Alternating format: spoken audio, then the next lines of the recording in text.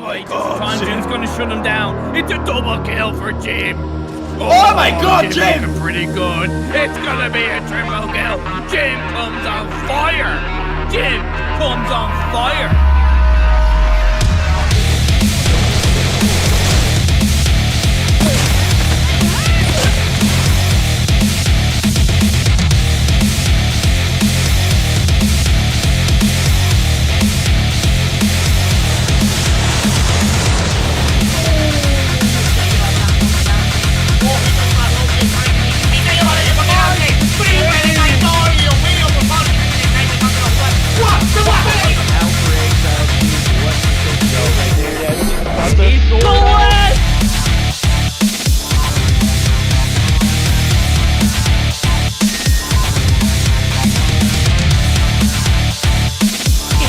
Angle, but couldn't land the shot.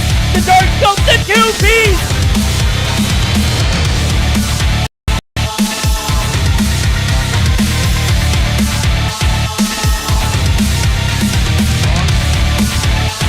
Oh my god! Cada equipo ahí contesta trató de darle ese respetazo ahí, consigue una pelota y rápido se voltea y ahí se ataque na marotagem, belo ângulo dele. For him, he's gonna be able to take out. Oh my god! Oh no! He was down to 1 second on the clock. Já pegou bala na cara do Master. O Omairinho vai tentando fazer o primeiro.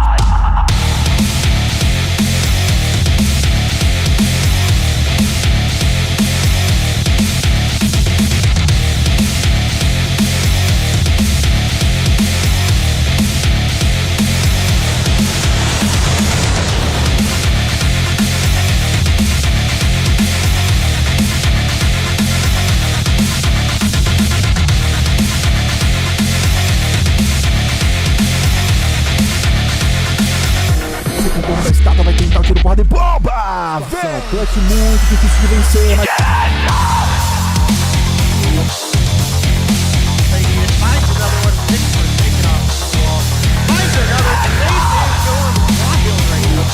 Square on the body that you hit. He no-scope for a follow right there. He no-scope!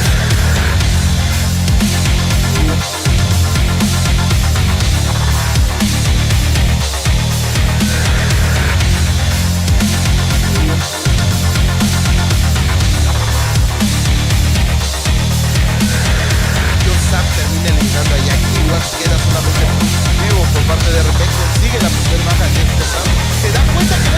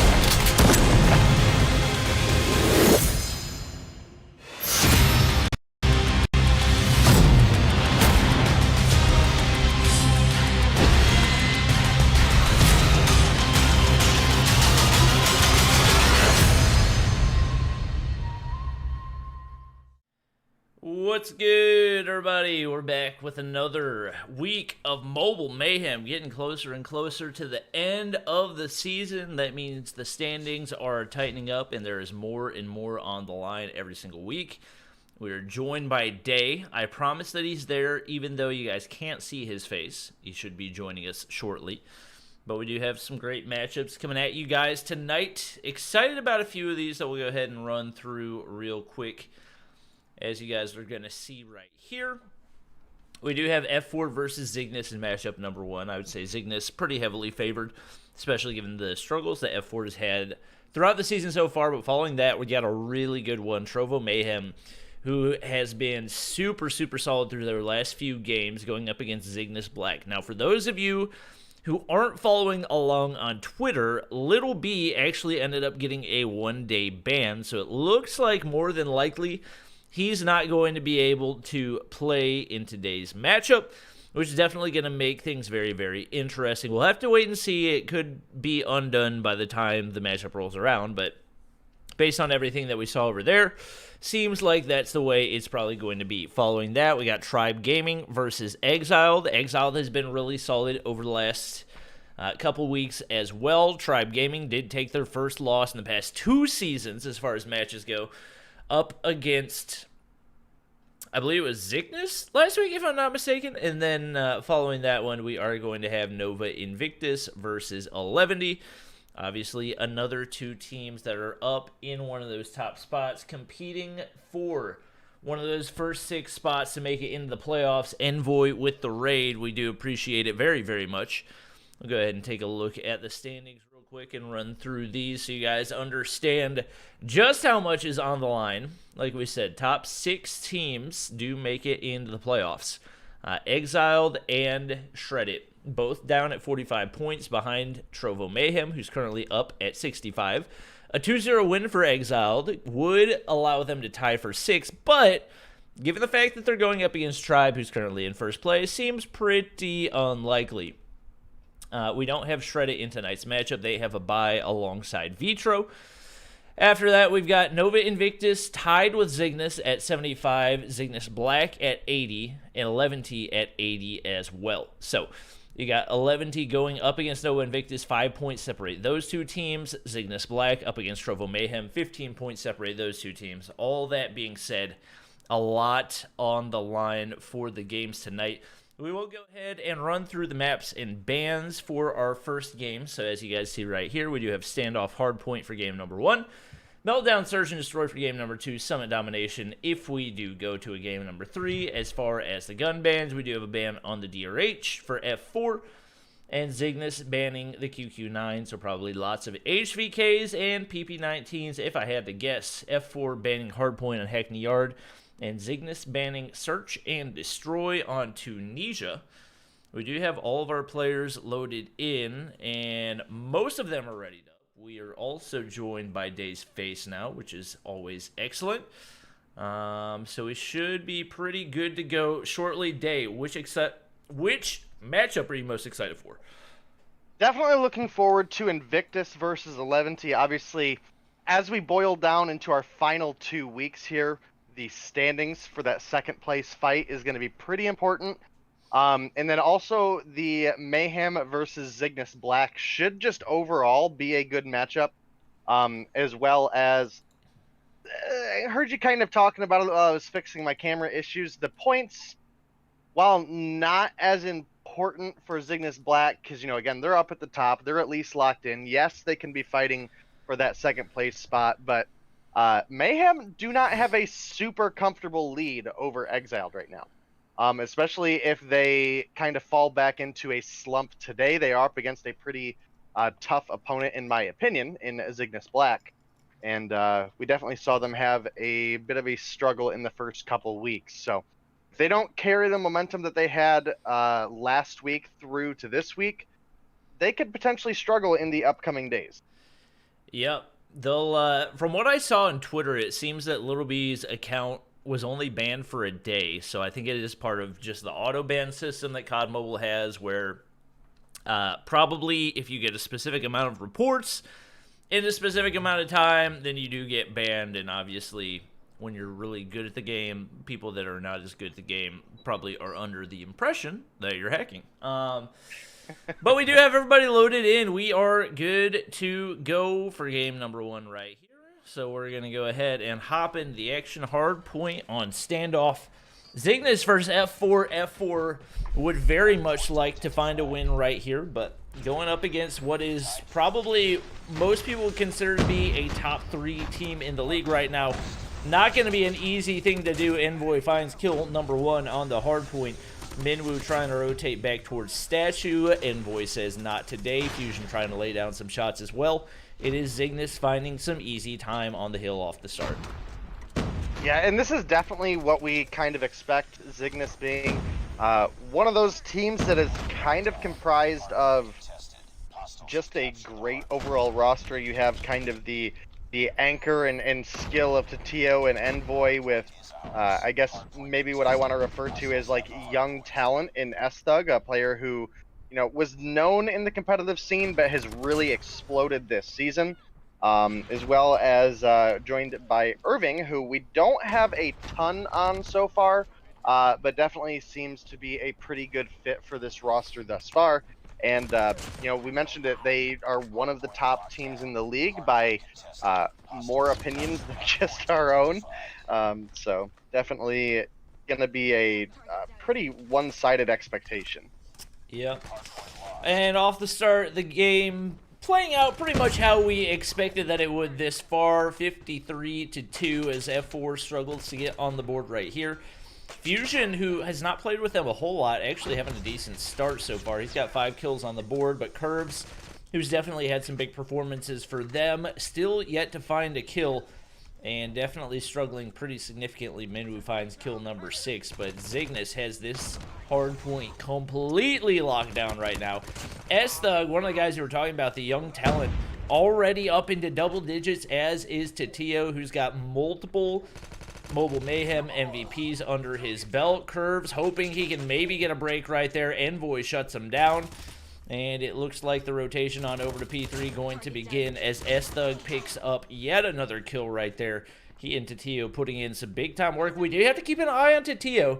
He not only has his operator skill equipped, but he also has a UAV and a shock RC. So one wrong bump, and it could be an automatic DQ for Zygnus. Definitely got to be very careful of that, and hopefully we'll see them changing that as we do get ready to move into game number 2. Yeah, definitely would like to see him with at least the usable score streaks on the board. I mean, I know you can't only equip 2, but you think you'd at least like to have the Pred missile and the cluster strike on your bar. Yeah. Looking across the board, we don't really have score streaks from anybody else available. Does look like DeCarla as well has the UAV and the shock RC, but does have the Pred missile as well, and is going to pick it up there as he gets a kill onto Fusion before dropping it to 4 Curves. So right now, not looking good for F4. We've got well over a 120-point lead at this point for the side of Zygnus. Several players doing all right on the side of F4, but Ingenic down at 2, Curves down at 3, Dylan just now getting up to 6, while essentially everybody on the side of Zygnus is up in double digits, several of them starting to push towards 20, or at least looking at S-Thug and Tatio are up there quite a ways. And finally, some time on the hill going over to F4. It was Zygnus that beat Tribe last week, right? Yes. Okay, that's what I thought. I couldn't quite remember, but Zygnus Elite, to be so this seems totally abundantly clear, yes.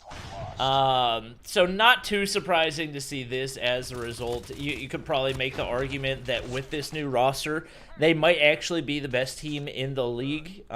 Keep in mind, we did have a merge between NL and Zygnus a couple of weeks ago, and obviously this team not having too much trouble with it, as DeCarla now holds down the hard point. They're able to get the break about 12 seconds in. Pred missile on the way in. That's going to be a free kill, and now looking to push out toward boxes as well. Secure that surrounding area, making the rotation on back to P1 right here. Curve's going to spot DeCarla. We'll be able to get the frag. Definitely a much-needed one, but at this point, it kind of looks like it's only a matter of time based on the kill feed, based on the score, before Zygnus closes this one out. Minwoo and Fusion doing everything they can, combined for 25, but S-Thug by himself already at 22 right here, and continuing to move upward as we do, once again, see the break going in for Zygnus. Yeah, again, not really much of a surprise, at least. Again, F4 is a team that has certainly had some good performances, even against teams that we didn't expect them to fare as well as they did. But again, this Zygnus team, specifically since the merger has really started to take off, they're the only team to actually beat Tribe in 2 seasons. So That is definitely something important to make note of, and certainly a solid argument for why they're one of the best, if not the best team in the league currently. Tribe won last season, pretty much undefeated. They're sitting up in first place with a nice 20-point lead right now, and again, F4 is not. They've definitely got some talent, but they've certainly struggled across the board, especially with their team consistency. Yep, and we do see on the move into P2, Ingenic is able to win one gunfight, not able to win the follow-up, and it will be Zygnus taking upward once again. S-Thug trying to hold down that doorway.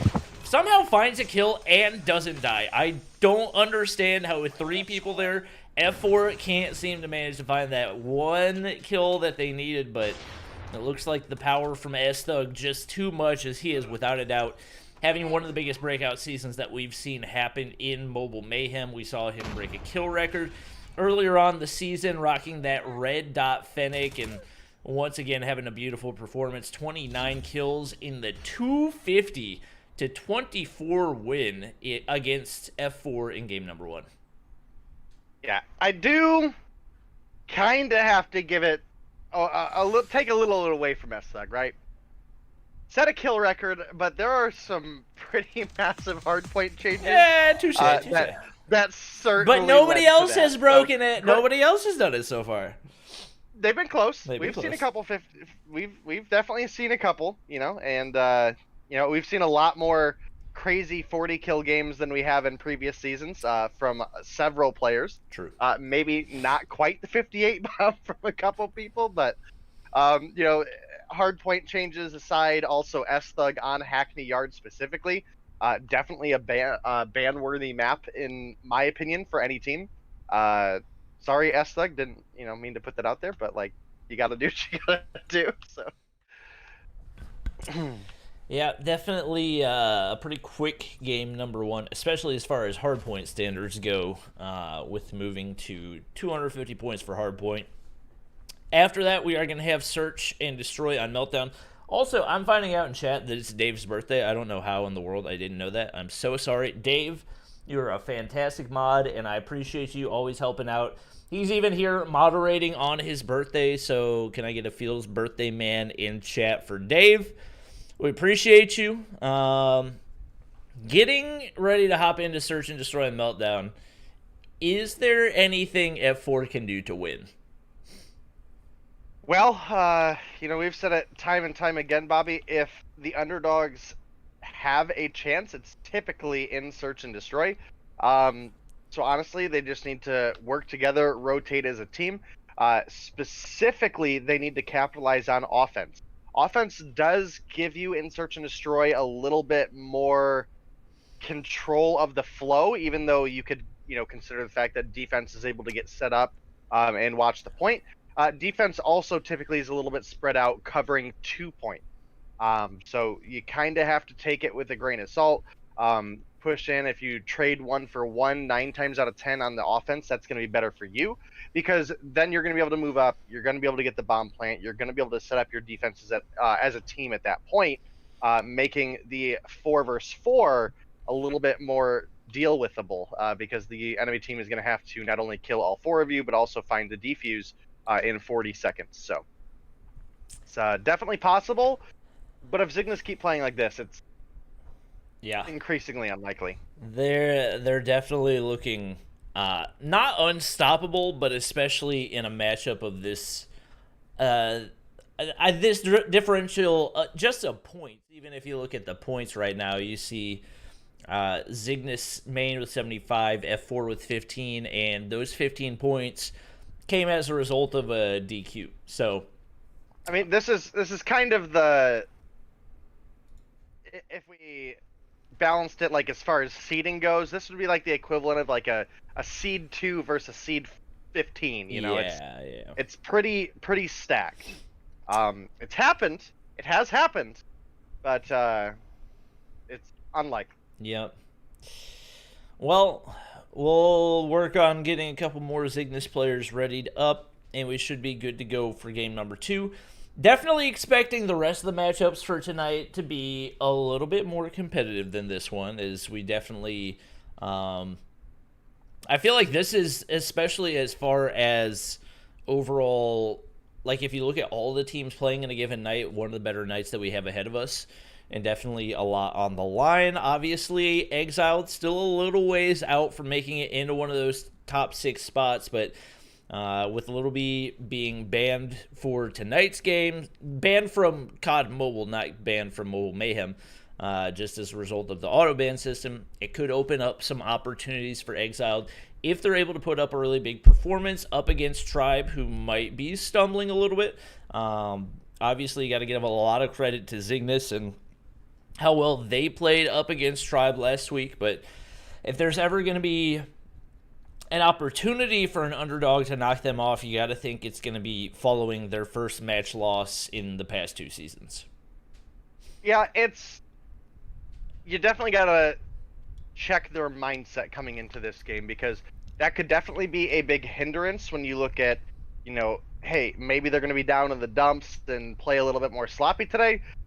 You could equally say maybe they're going to come through with a fire and absolutely put the punish on too. So it could go either way. We won't really know till we get there. I would say with Tribe's record overall, season to season, I would expect them to come through with a strong performance here today. Yep. Just waiting on a couple more players and we'll be good to go. Just a reminder, we do have bans on the DRH and the QQ9, so hence why you're going to see a lot of HVKs and PP19s. We actually saw DeCarlo pulling out the AK-117 as well, which we've seen used intermittently in the competitive scene. Also keep in mind, coming up in Season 4 of Call of Duty Mobile, we have what is probably going to be the biggest balance changes that we've ever seen in the game. Big-time nerfs coming in for snipers, and definitely just a lot of overall balance changes to every gun in every category. Also, admins, everybody's readied up, so if we got our screenshots in, we'll be good to go. But yeah, according to Path, who I would consider to be the most knowledgeable gun expert in Call of Duty Mobile, he says every gun is going to be viable. So definitely going to shake things up big time whenever that update does roll around. I think it's going to be around the time that Champs Round 1 starts, which I think that's supposed to start on June 3rd. So the update will probably come a little bit before then, but definitely excited to see how that impacts the competitive meta as well. It definitely going to be exciting to get there. It'd definitely be nice to have... We've had updates shake up the meta, but as you mentioned, all guns being viable is not really something we've seen ever in Call of Duty, if you want me to be blatantly honest with you. So it's definitely exciting to look forward to, and gonna start this one off. It is Search and Destroy Zygnus versus F4. Very likely going to be S-Thug being the main sniper here for the side of Zygnus, and it looks like it's going to be 4 curves on the side of F4, and it's going to be a rough matchup. I think if you're Zygnus, you just hard push B every single time. Your team has a distinct range advantage as far as the sniper goes, and then having the Bison out, the overall skill gap between these two teams, I don't really see an issue with Zygnus pushing up comfortably and potentially taking all of their offense rounds. Pretty sure S-Thug just 1-digged Fusion there. That's definitely not what you want to see if you are F4, and Genic is going to be able to find the frag onto S-Thug, so eliminating the opposing team sniper, always a good thing, but DeCarlo is going to go ahead and do that for Zygnus. 4 curves drops. It's going to be a 4v2. Ingenic thinks that he's being sneaky, does manage to find a kill right there, but Dylan and Tatio, or Dylan and Ingenic both going to drop to Tatio right there, and just like that, it is going to be Zygnus taking the 1-0 lead. And Ingenic was able to find 2 kills that round, but that is where it stopped. The rest of the team unable to find any sort of momentum. And again, this is a tough team to match up against. F4, I don't know if the A rush defense was ideal here. Maybe around 3 you justify making that push and trying to catch them off guard. But I mean, again, just from the playstyle of these two teams, just from the matchup of these two teams, it's pretty obvious that Zygnus were going to push B for that open, long-range kind of contest. And man, oh goodness. That was just a beam from Envoy over top of the Heglish right there. Titio's gonna find kill number 5 for him in the first 2 rounds.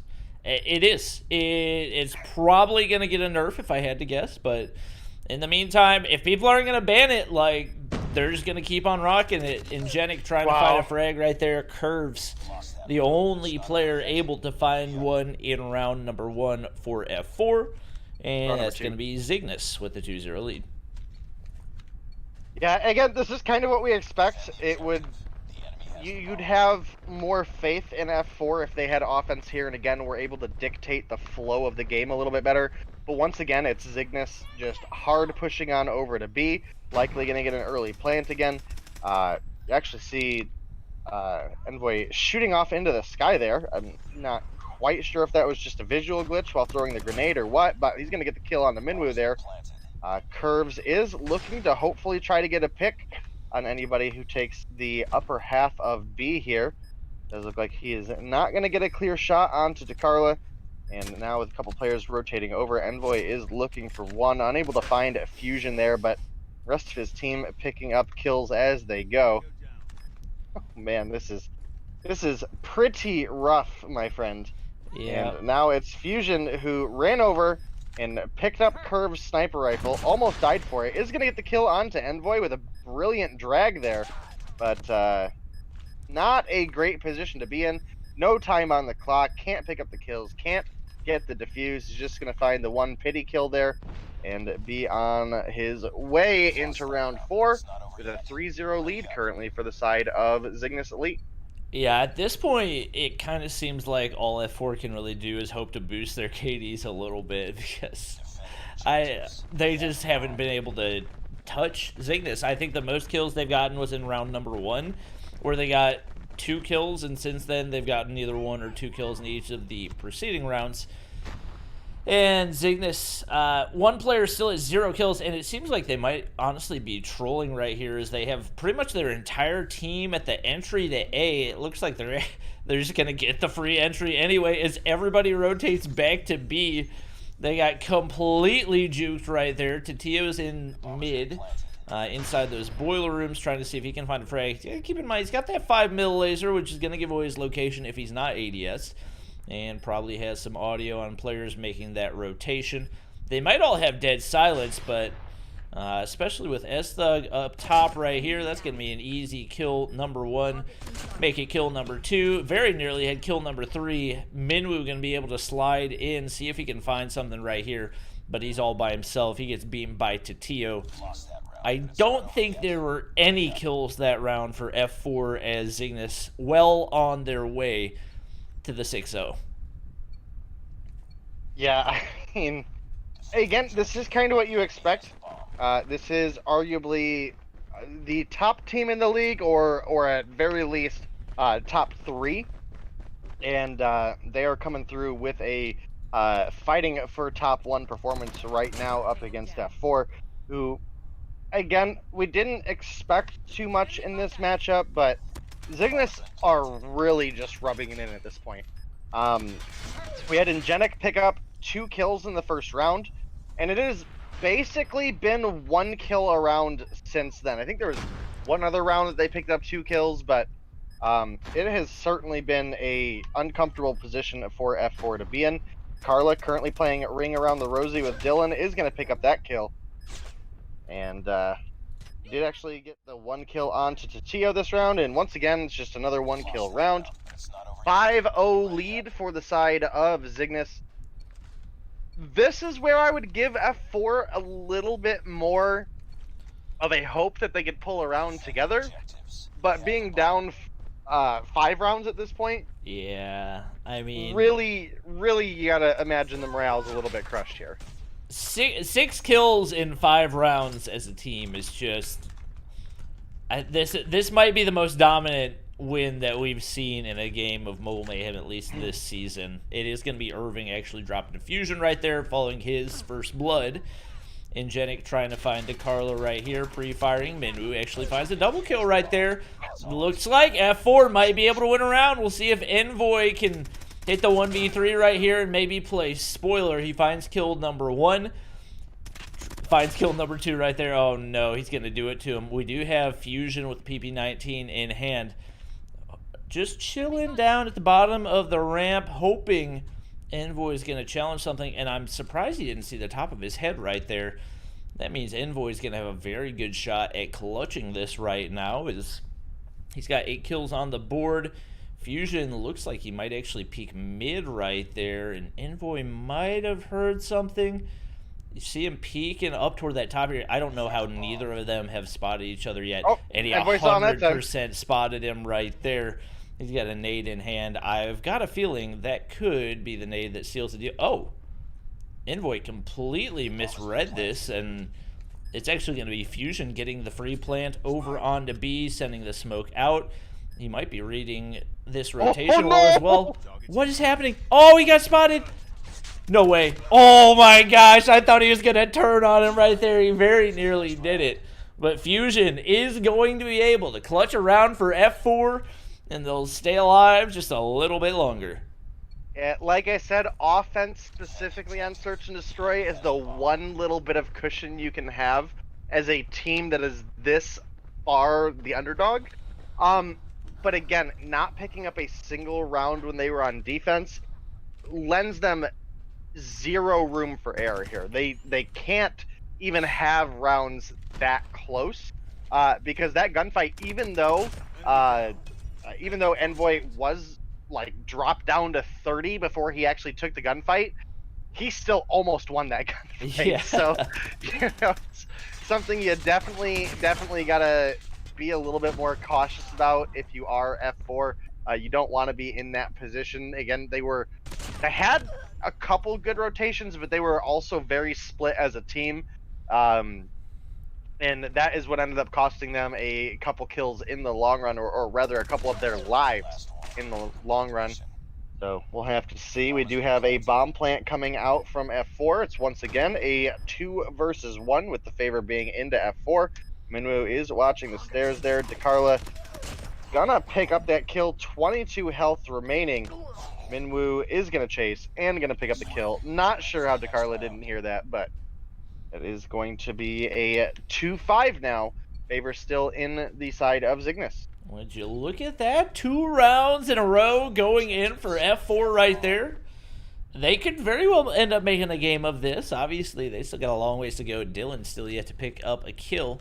But the rest of his teammates doing a solid job, and we do see the B defense going in as F4, it looks like, is going to play this very, very passive. Pretty much everybody hanging out in that mid area.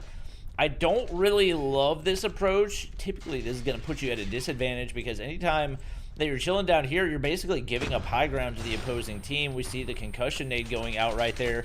They're going to go ahead and collapse. Dylan very nearly found a kill, but just not his day today. We will have Minwoo finding a 2-piece right there. He's been really good the past couple of rounds. 8 kills on the board for him is going to even things up to a 3v3 right here. Just to point it out, in the past 2 rounds, Minwoo has gotten more kills than his team as a whole did for 5 rounds. Yeah. So. And yep. Irving's going to turn on him right there. Was at an HP disadvantage and everything, but Curves is there to get the refrag. He's actually got a sniper in hand, so could potentially cause some issues right here. We do see the laser from Fusion coming over top into mid right there. Curve's going to put down the bomb.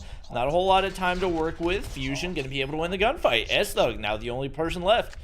He's got a sniper in hand. We'll see what he can do with it. One player right around the corner in Curves. Not going to peek anything yet, and he's going to try to sneak his way up. Fusion's going to get spotted. That's 1 kill. And that's an opportunity for S-Thug right there. Curves right on the top side. He gets spotted by S-Thug. What a shot right there. That's going to clutch the round and the match. Zygnus takes the 2-0 victory up against F4. Yeah, again, this is definitely the outcome we expected, but again, in Search and Destroy offense specifically, F4 did put up quite a bit more of a fight. They were able to pull 2 rounds in a row, and then a very close round 3. Again, there's a pretty substantial skill difference as far as the gunfights go between these two teams. But the near flawlessness that Zygnus had in their own offense on this map really just put F4 at such an unlikelihood for being able to make the comeback. Again, F4 needed to pick like a round or 2 off so that they had some cushion going into their offense. And, you know, again, if this wasn't a 5-1 leading into the second half of Search and Destroy, this very well could have been a little bit of a different game. You know, we could be sitting at 4-5 or 4-4 right now. Yeah. So just hard to say. Yeah, a lot of it seemed like it came down to F4 just not feeling very confident in their defense and their retakes, and we saw that play out pretty big time as, like you said, 6 kills through 5 rounds on defense, just never really going to make the cut. Definitely going to need to see more from Dylan as well. Ended up laying a goose egg right there, which is never a great sign, but there's always time to practice, and definitely time to get back to the drawing board for them. Definitely, I mean, we figured they were probably going to be the loser in this matchup, and Zygnus has been playing really well. But for teams like F4 in that situation, a lot of times it's just a good learning experience to be able to go up against those guys, to see their strategies, and to start figuring out what you need to do to counter them. And we saw them start to do that a little bit on the offensive side, but would love to see it a lot more over on defense. Coming up next, we do have Trovo Mayhem going up against Zygnus Black. And all of our players getting loaded in pretty quickly. Keep in mind, Little B not going to be here for Trovo Mayhem. A 1-day ban on his COD mobile account means that Jesus Saves You is going to be the substitute. The starting roster for this... there. Yeah. The starting roster for this team had been doing really well basically ever since Leon had joined. I'm not sure if they had dropped a map yet. They may have dropped 1 or 2 against solid teams, but I'm pretty sure they've won all their matches since he joined. So we'll see if they can pull something together up against a Zygnus Black team that has been really solid since their merger as well. Yeah, I can do that for you, B. Yeah, there's no shock that Jesus Saves You is going to be filling in for Little B here. Little B has been, in my opinion, one of the top 3 snipers in the in this season. And Jesus Saves You, historically, we've seen it be a sniper, and is probably one of the biggest reasons that we've seen him on the bench as much as we have. Because I actually think Jesus Saves You is a phenomenal player. I mean, back when what team was it they came in on, Bobby? I think it was him and Codeine. Yeah, I think it was Gene Gaming. You know, Gene Gaming, yeah, that was it. And, you know, I said right then and there, you know, these two players have a lot of talent, and Trovo Mayhem picked him up, and then haven't really had as much of a use for him as I would have liked to see, because, again, Little B was just on such a tear with the sniper for a majority of this season. But, you know, it's always a good backup to have. And, you know, you can have multiple substitutes, and, you know, they can fill in, you know, kind of key Slayer roles. You know, you can have multiple people in your backline who are just really good, have strong gun skill. It's a little bit more of a finer group of players that we have in Mobile Mayhem that you can have a backup sniper that is also an exceptional sniper. Yep. Just waiting for our players to get readied up. We will go ahead and take a look at the maps and the bans real quick for game number 1. It is going to be Firing Range Hardpoint, followed by Raid Search and Destroy. If we go to a game number 3, it will be Standoff Domination. As far as the weapon bans, this is typically what I expect to see as the weapon bans, with the QQ9 and the PP19. The Bison both being eliminated. That definitely opens up things a lot for AR players, and we've seen a lot in the past. Trovo Mayhem a lot of players using the LK-24, which isn't necessarily considered to be a meta gun, at least in regards to time to kill, but it's very reliable at long range and definitely has a lot of versatility to it. So this could end up playing out to their advantage really, really big, as obviously there's not going to be quite as many opportunities for the close range gunfights to go in. Typically we do see Nero rocking an SMG, but for the most part, most of their roster rocking ARs. We'll probably see some HVKs, DRHs, but definitely keep an eye out for those LKs, as that's been one of their go-tos so far this season. Yeah, I will say one of my not favorite parts of this matchup is I was really sniper department here, because in my opinion, they're like 2/3 of the top 3 marksmen in the season.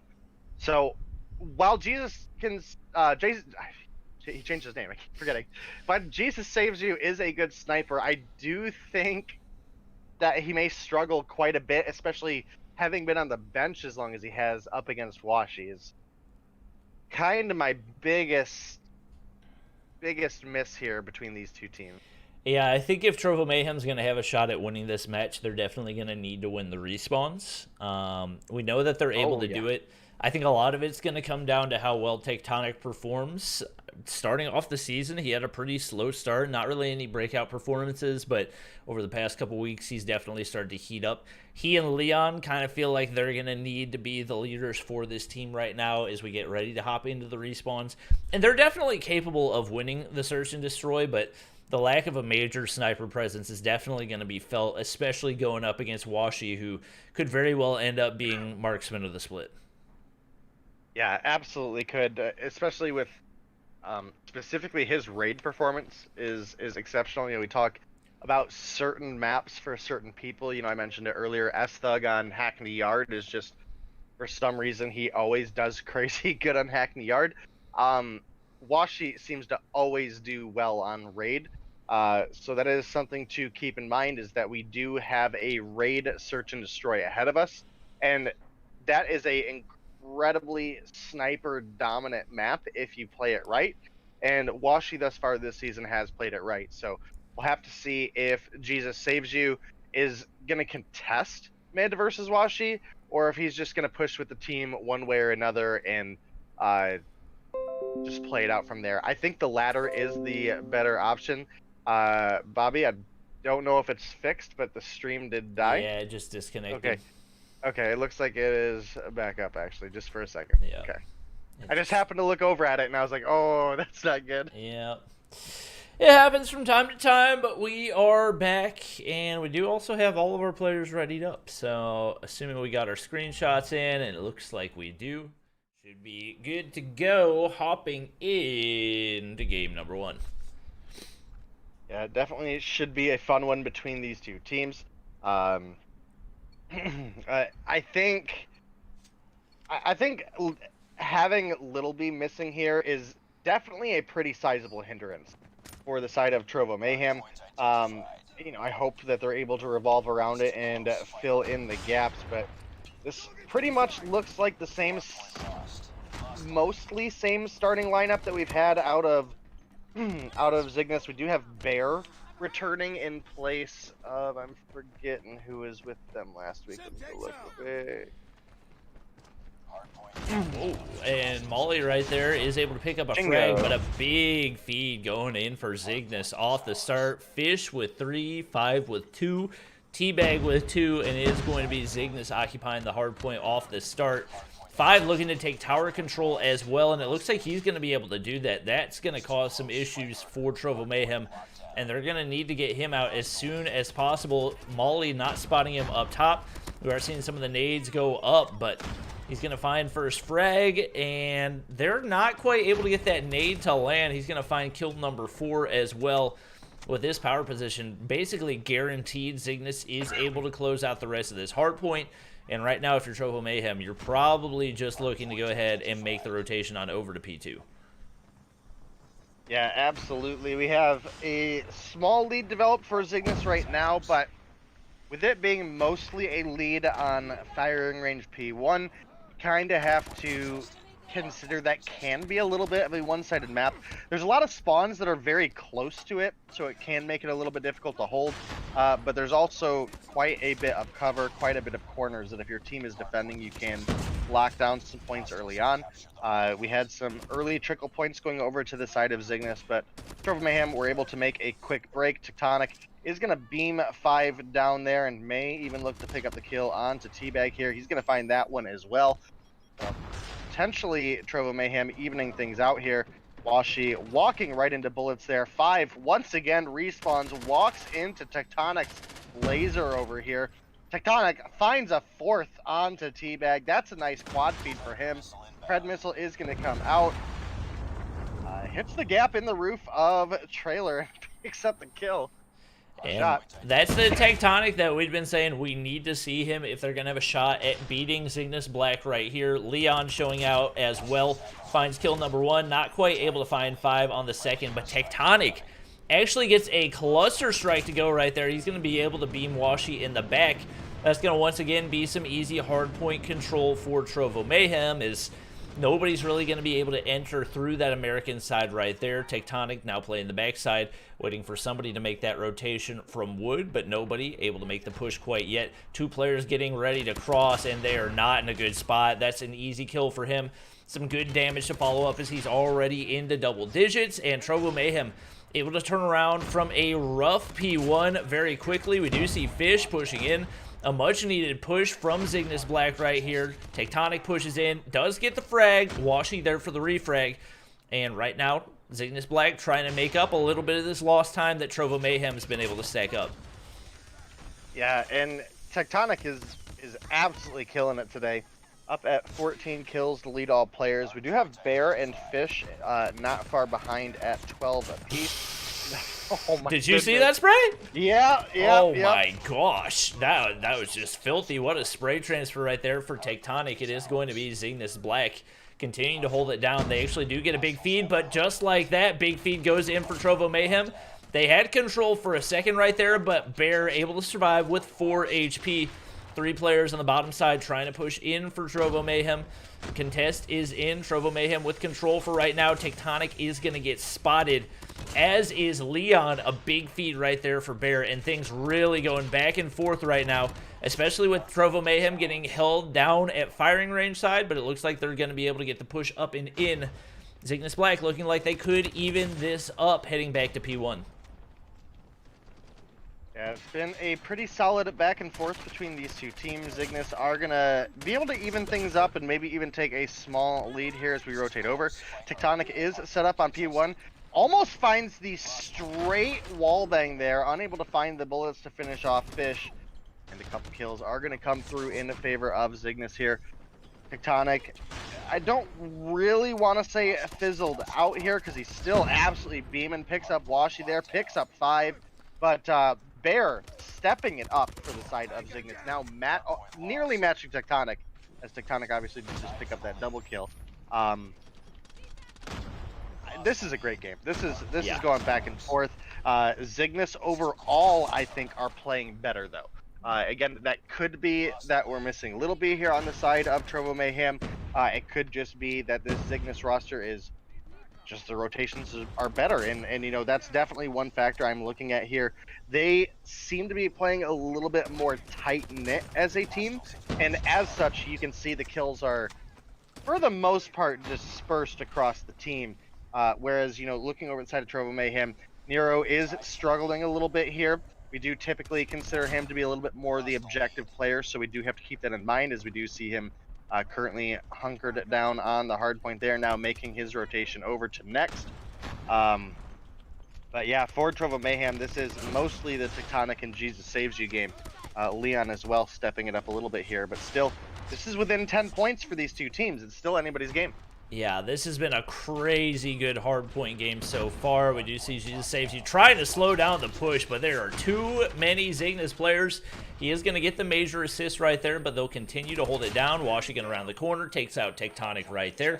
It looks like Zygnus will be able to regain their lead, but Jesus Saves You with a beam.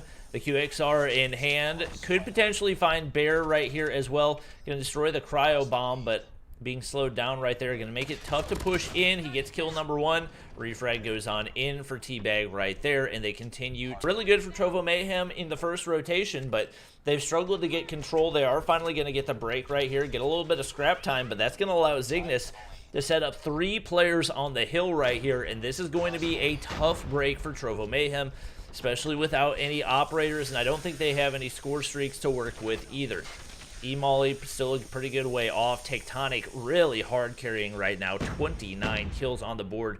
One player is going to drop. Another one on the backside of Trailer will go down as well.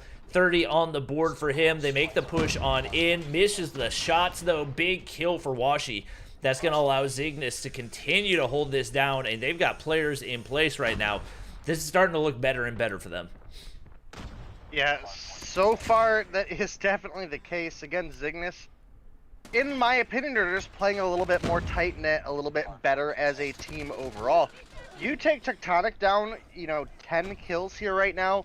I don't think this game is anywhere near as close as it is currently. So hopefully Trovo Mayhem are able to step it up across the board. We actually have seen Nero double up his kills here, essentially bumping up from 8 to 15. Molly as well been struggling a little bit, but Leon and Jesus Saves You kind of pushing things into the 20s here, 21 apiece. Again, a little bit behind the leading members of Zygnus and Teabag with 25, Bear with 25, Fish with 24, tying up Washi with 21. So, again, I'm glad this is still going down to the wire even without Little B here, but I think right now I'm still giving the edge over to Zygnus.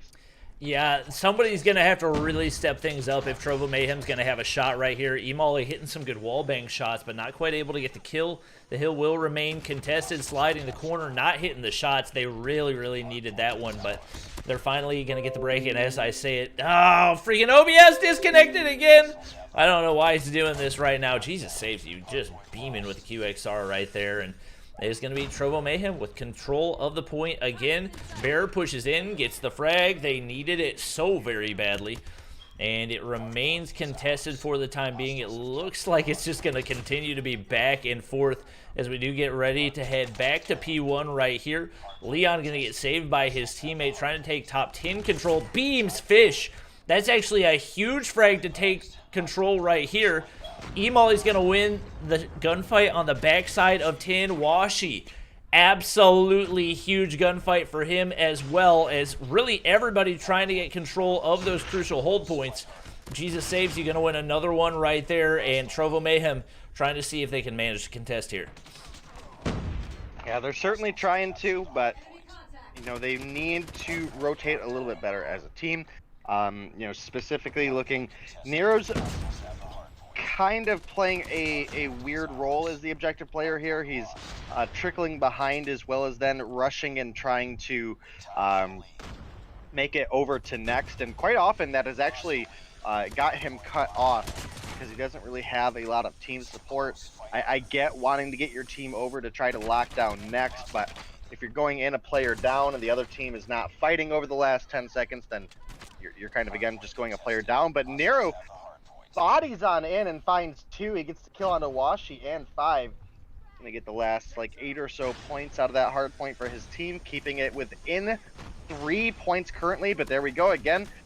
He makes that rushed rotation over by himself. Team not there to cover his angles. He gets dropped, and that gives Zygnus another chance to make a break. Jesus Saves You has just made some huge plays so far, and he's doing it again right there. He is going to get beamed off the hard point. It's going to be Zygnus with the break. Tectonic tries to pull out the deagle. He's got 40 kills on the board, but it's just not enough. Zygnus with another huge feed right there. Everybody going to be reset for Trovo Mayhem. A few players trying to make basically the entire team trying to make the rotation up from firing range. And they're just getting beamed after beamed after beam. Jesus Saves You in a position to try to get the break right here. Gets kill number 1. 5's inside. He's going to be able to win the gunfight. No refrag for Trovo Mayhem, and things looking like they might be falling apart. At this point, they may very well need to set up on P3 right here and see if they can close things out there. But with Washi over on the point, He's making the plays. A double kill goes in for him. Jesus Saves You barely able to get the frag. Fish in there, right where he needs to be. Only 13 seconds needed for Zygnus, and at this point, Trovo Mayhem's just got to start throwing bodies at the hill and see if they can maybe find a break right here, as they've only got 5 seconds to work with. Jesus Saves You slides on in, gets kill number 1. Not able to get kill number 2. Tectonic on the backside. They get the frag right there. He's going to have to keep spraying that doorway. He's got a deagle, but Teabag with the kill, and that will likely seal the deal. 2 players slide on in, but the Pred missile gets the final kills for Zygnus Black, and they will get the win in game number 1. Yeah, and unfortunately for Trovo Mayhem here, if we wanted to really see a feasible game 3 out of them, you would have expected to see them, or would have liked to see them win the hard point, but it is going to be Zygnus coming out on top. Again, I feel like while Jesus Saves You did great that game, I feel like overall the team synergy definitely played a little bit of an impact here without having Little B. Looking at the time on the hill, I mean, again, you know, as expected, Nero, the objective player for his team, highest total time in the lobby on the losing team. So pretty solid performance out of him as far as objective goes. Definitely would like to see him rotate a little bit safer, maybe make the call out to his team, after hardpoint, I'm going to make this rotation. If you guys, can try to clear it for me, make my pathway a little bit easier. Obviously Tectonic absolutely rocking up there, 44, 34, and 21.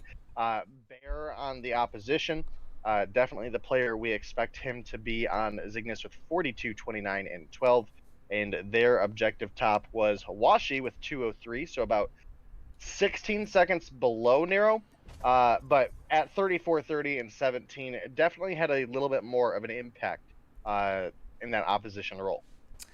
Yeah, we saw Trovo Mayhem, if I counted it right, I believe at minus 13 kills. So the fact that they were able to play it that close, definitely good, but it did seem like they were kind of playing from behind pretty much the entire time. Most of the time, at least following P2 and P3 on the first rotation, it seemed like most of the time they were trying to get the break on the hard point and getting the last 20 to 15 seconds and trying to use that to kind of make up for lost time, and eventually it just ended up catching up to him as a couple big feeds did go in for Zygnus, and that basically put the nail in the coffin for Trovo Mayhem. And we said if they wanted a shot at winning this realistically, ideally they probably needed to win all the respawns. So now they're going to be put into Search and Destroy on a map where the primary sniper for Zygnus and Washi feels very, very comfortable and has made some crazy plays throughout the past couple weeks. Obviously, this is a Trovo Mayhem team that does study their opponents, so they could potentially find some opportunities to try to mitigate the impact that he is going to have. But this is definitely not going to be an easy game 2 for them. No, definitely not. And again, I would at least expect, looking at the side of Trovo Mayhem, I think Jesus Saves You is going to play a little bit less of the opening mid-pick sniper role and more of a rotate with the team again, specifically on Raid, which seems to be one of Washi's stronger maps for sniping. I mean, granted, he's just a good sniper overall. So again, I definitely would like to see Jesus Saves You kind of avoid that mid confrontation. Maybe you can test the waters the first round or two. But again, just with him being maybe a little bit out of practice competitively speaking, it's definitely a gray area for me. Yeah. Well, we got everybody readied up. Should be good to go for game number 2 right here as we do get ready to load in. The side that each team's playing is definitely going to be a big role, and unfortunately for Trovo Mayhem, Zygnus Black is going to be on defense, and that is where we've seen Washi make his biggest plays. A lot of times catching players on that rotation across mid over on pool side, he's able to hit that hop up in the mid courtyard area and hit some crazy snipes, and that is the exact area he's going to play once again, as we do see Trovo Mayhem pretty much all pushing in toward B. He's trying to hit that wall bang right there. Nero is actually going to find first blood finds a second one onto Bear as well. Fish gonna find the frag onto E-Molly, and another one onto Leon, just like that. It's gonna be a 3v3. Nade goes over top for Washi. Not able to get the hit marker right there. We do see the sniper in the hands of Tectonic right here. And he's trying to battle one of the best in the game right now. He's going to be able to take out 5. Jesus Saves You.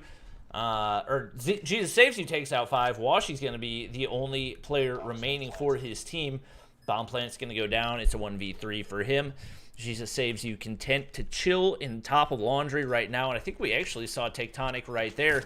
Washi not able to land the shot. His location given away. Jesus Saves You finds the easy frag. It's going to be Trovo Mayhem taking round number 1.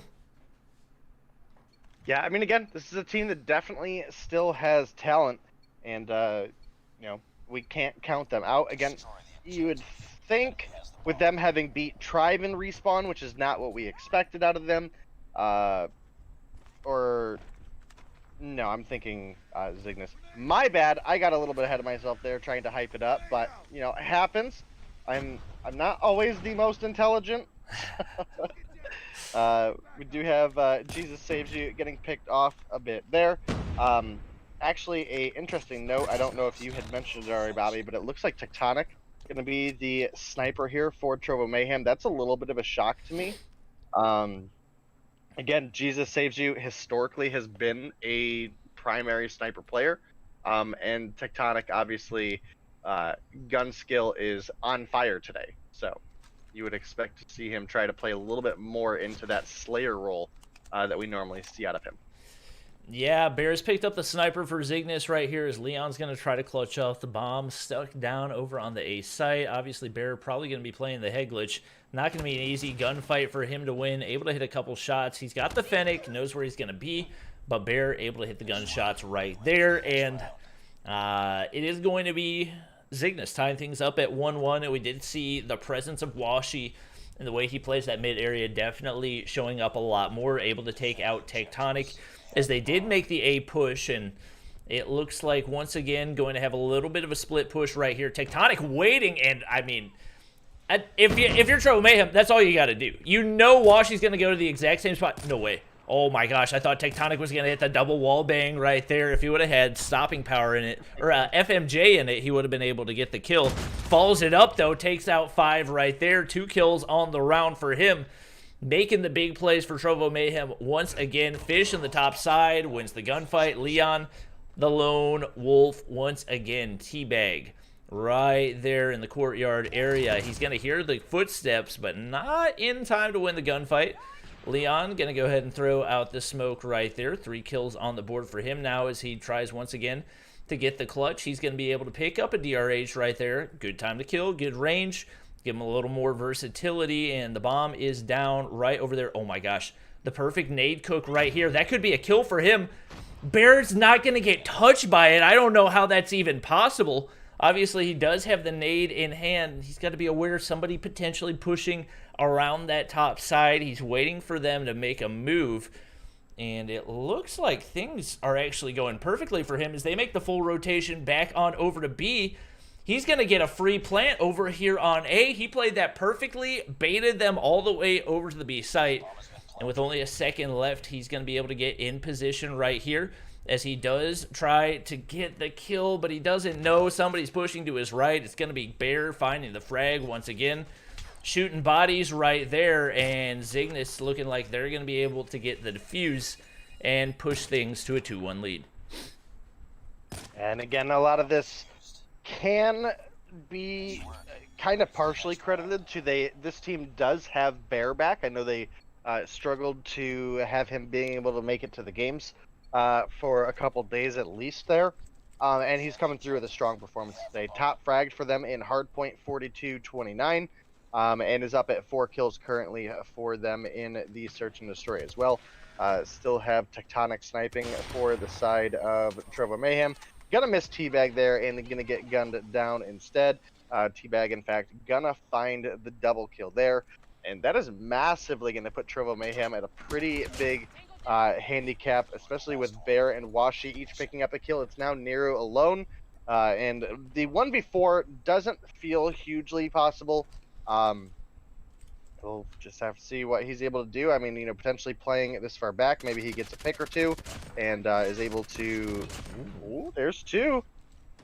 Oh, if he would have got the pistol whip too. If he would have got the pistol whip too, that would have been so clean. Yeah, I would like to see him switch away from the MW11 and pull out the Deagle instead. The MW11, I think, has the slowest time to kill of any pistol, so typically not going to be an ideal option, as we do see Zygnus taking the 3-1 lead right here. We are going to see Washi now actually playing Bank Room, as obviously Tectonic has pretty much gotten down his routes in regards to holding down that mid area. There's going to be a first blood for Trovo Mayhem, as they'll be able to take out Teabag, Leon, and Jesus Saves You, both finding frags there as well. Zygnus not finding themselves in a good spot. Fish is going to be able to find the first frag of the round for them, dropping Leon right there. But Tectonic down in the basketball court. He's going to find the snipe. Molly finding 5 right there, and definitely a very much needed round for Trovo Mayhem as they now move on over to the defensive side.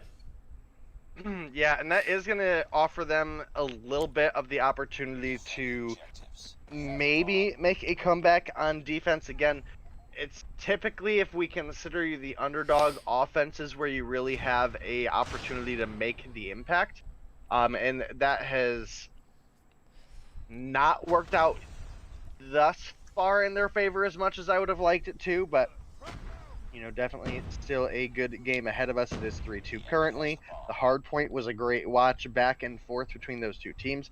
Bear doing great for his team, picking up a double kill there before getting traded out by Tectonic. Nero gonna find the kill onto Washi. That's pretty huge. And then Leon getting Teabag is gonna tie things up 3-3. Yeah, that was a really solid round on the defensive side. Trovo Mayhem looking a lot more, not necessarily more confident, but I think more comfortable on defense, which is, I feel like, what a lot of teams tend to feel when it comes to raid, search, and destroy. And it's going to be Tectonic speed pushing now down to the A site, not finding anybody there. Washi, we expected him to have a really big impact in this matchup, but he's only been able to find 2 kills so far. Is obviously Tectonic able to read a lot of those routes that he typically runs, but not able to read that one. What a shot right there.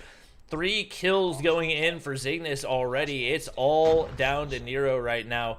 A 1v5 with the bomb down up against a team like this. Probably one of the more impossible things that you can attempt. He's going to try to make the push. Actually, here's the nade going in right there as well. He's shot in the back. This round, if I had to guess, probably pretty chalked, as he's going to get shot by Teabag right there. And Zygnus able to regain the lead at 4-3. Yeah, it's still anybody's game. We've definitely seen bigger comebacks. I mean, even, kind of dialing back to, I think, the qualifiers and then even week 1 of Mobile Mayhem. We've seen 5-1 comebacks happen. This is still well within the realm of anybody's game.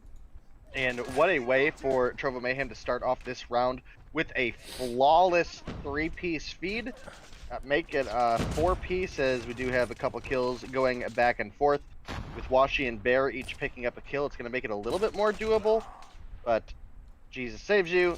Washi ain't going to get away, bud. Yeah, that's definitely not what they needed, and it looks like the aggressive mid-push is not really working out for them right now. Obviously, the early frag for Tectonic playing a big role as well, and Leon, who we predicted was going to be one of the 2 players that they really needed to count on if they were going to have a shot at winning, and what a shot from Washi to open the round. I don't think I fully comprehended what even happened right there. He's trying to hit the wall bang through the basketball court as well. Not going to be able to find Tectonic, but 5 is.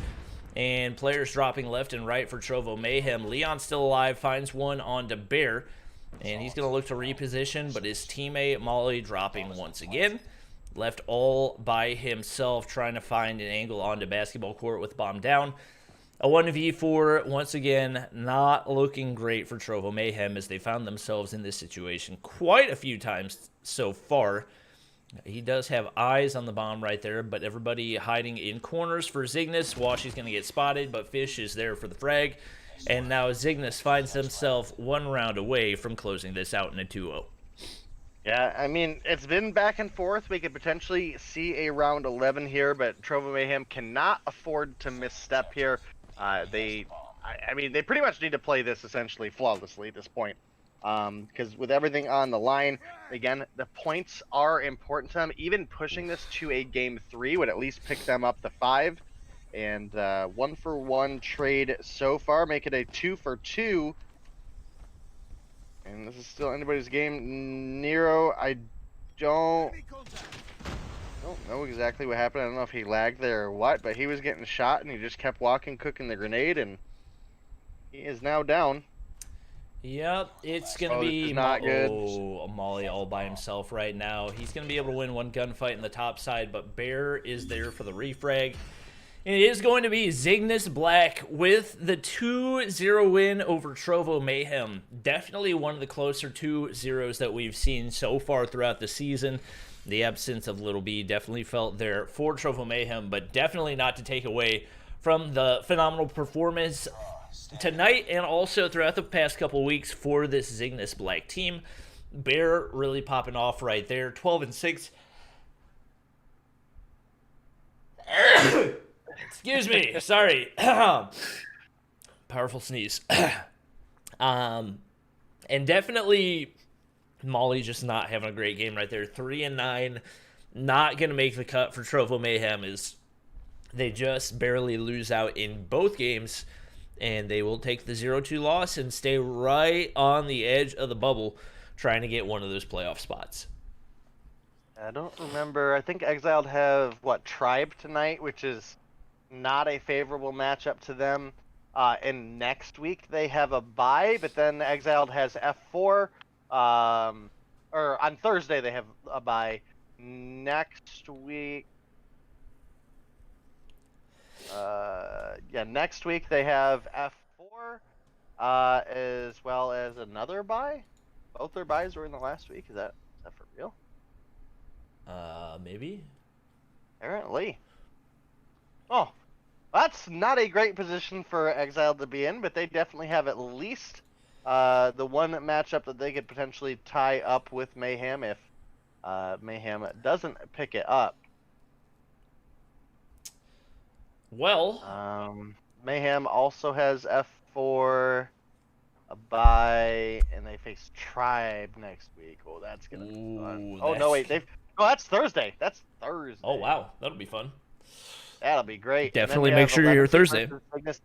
And then we have 11T versus Zygnus Elite as well. Ooh, couple That's spicy. gonna be a Everybody, y'all better be here on Thursday. It's gonna be spicy.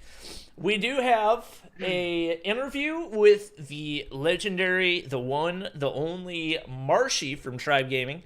So we're gonna go ahead and play that while we get our players loaded in for game number 3. Mayhem interview. We've got Marshy from Tribe Gaming. By popular demand, I've got people in the DMs asking for an interview with you. So here we are. Thanks for joining me, man. You're welcome, man. So we start all of this by seeing how people got into gaming in the first place. What were some of the first games you played? Were they on console, PC, mobile? How'd you get into it? I started on console, PS3. My first COD was Black Ops 1, and I played every single COD after that through the years. Yeah, what was your favorite? My favorite, I'm stuck with Black Ops 2 or like Advanced Warfare, because Advanced Warfare was so fun to me. Yeah, for me it's Black Ops 2 for sure. I think there's a lot of people out there that have Black Ops 2 as the number one. Mm-hmm. So when did you transition to mobile? What was your first mobile game? My first mobile game was PUBG Mobile. When that came out, I started playing it, and I made a lot of friends. So I played comp. It was fun. Was PUBG the first game you played competitively? Yes, it was. For mobile, yes. Did you play anything on console or PC competitively? I didn't really play comp. I played game battles and majors on COD console. Yeah. It was hard to go comp professional, so I just went to mobile. Gotcha. Did you find it was easier to get into the competitive scene on mobile? Yes, really easy. So coming from PUBG, obviously it's a different format to multiplayer on COD Mobile. Did you find that was an easy adjustment, or did it take a little while to adjust there? it was an easy adjustment for me because COD, I know how the game works. PUBG Mobile, I wasn't really good, so I like stepped down from comp because I wasn't good, and I moved to COD Mobile comp. Okay, so multiplayer was more natural for you, especially coming from Yes. console. Yeah, that Yes. definitely makes sense. So having kind of worked your way into the competitive scene, you know, starting with a little bit of engagement with that on console, and then kind of getting into mobile competitive, what were some adjustments you made along the way? What did you have to get better at or fix as you went to be able to be more competitive? Some strats, gameplay. It was so much different from console, like mobile. Yeah. I mean, it's a lot of the same Black Ops 2 maps and everything, but the way you move on the map and the angles and the way you take advantage of those is definitely different. Yes, it is. Yeah, I think it would be an interesting thing to see, you know, Call of Duty League players, folks like that are at the top of the game on console, PC, you know, controller, keyboard, mouse, whatever it is, play mobile and actually give it a diligent effort. I'd be interested to see how that transition would go. I think they'd be so behind the power curve catching up with guys like you that are at the top of the game right now, but it'd be an interesting thing to watch for sure. Yes, it will. So what is console. yeah, it's a transition for sure, but it's all those little intricacies that are unique to mobile, you know, that would be tough to get used to, I think. But what does the tribe practice schedule look like? We it's hard for us to practice because no teams want to scrim us. They don't like scrimming us, so we usually don't really practice before tournaments because we can't find a scrim. That's interesting. That's the first answer that I've gotten when I asked that question. It's like that, man. It's got to be tough to kind of be viewed as being at the top and you know, struggle to find practice time, or at least practice partners. It's hard.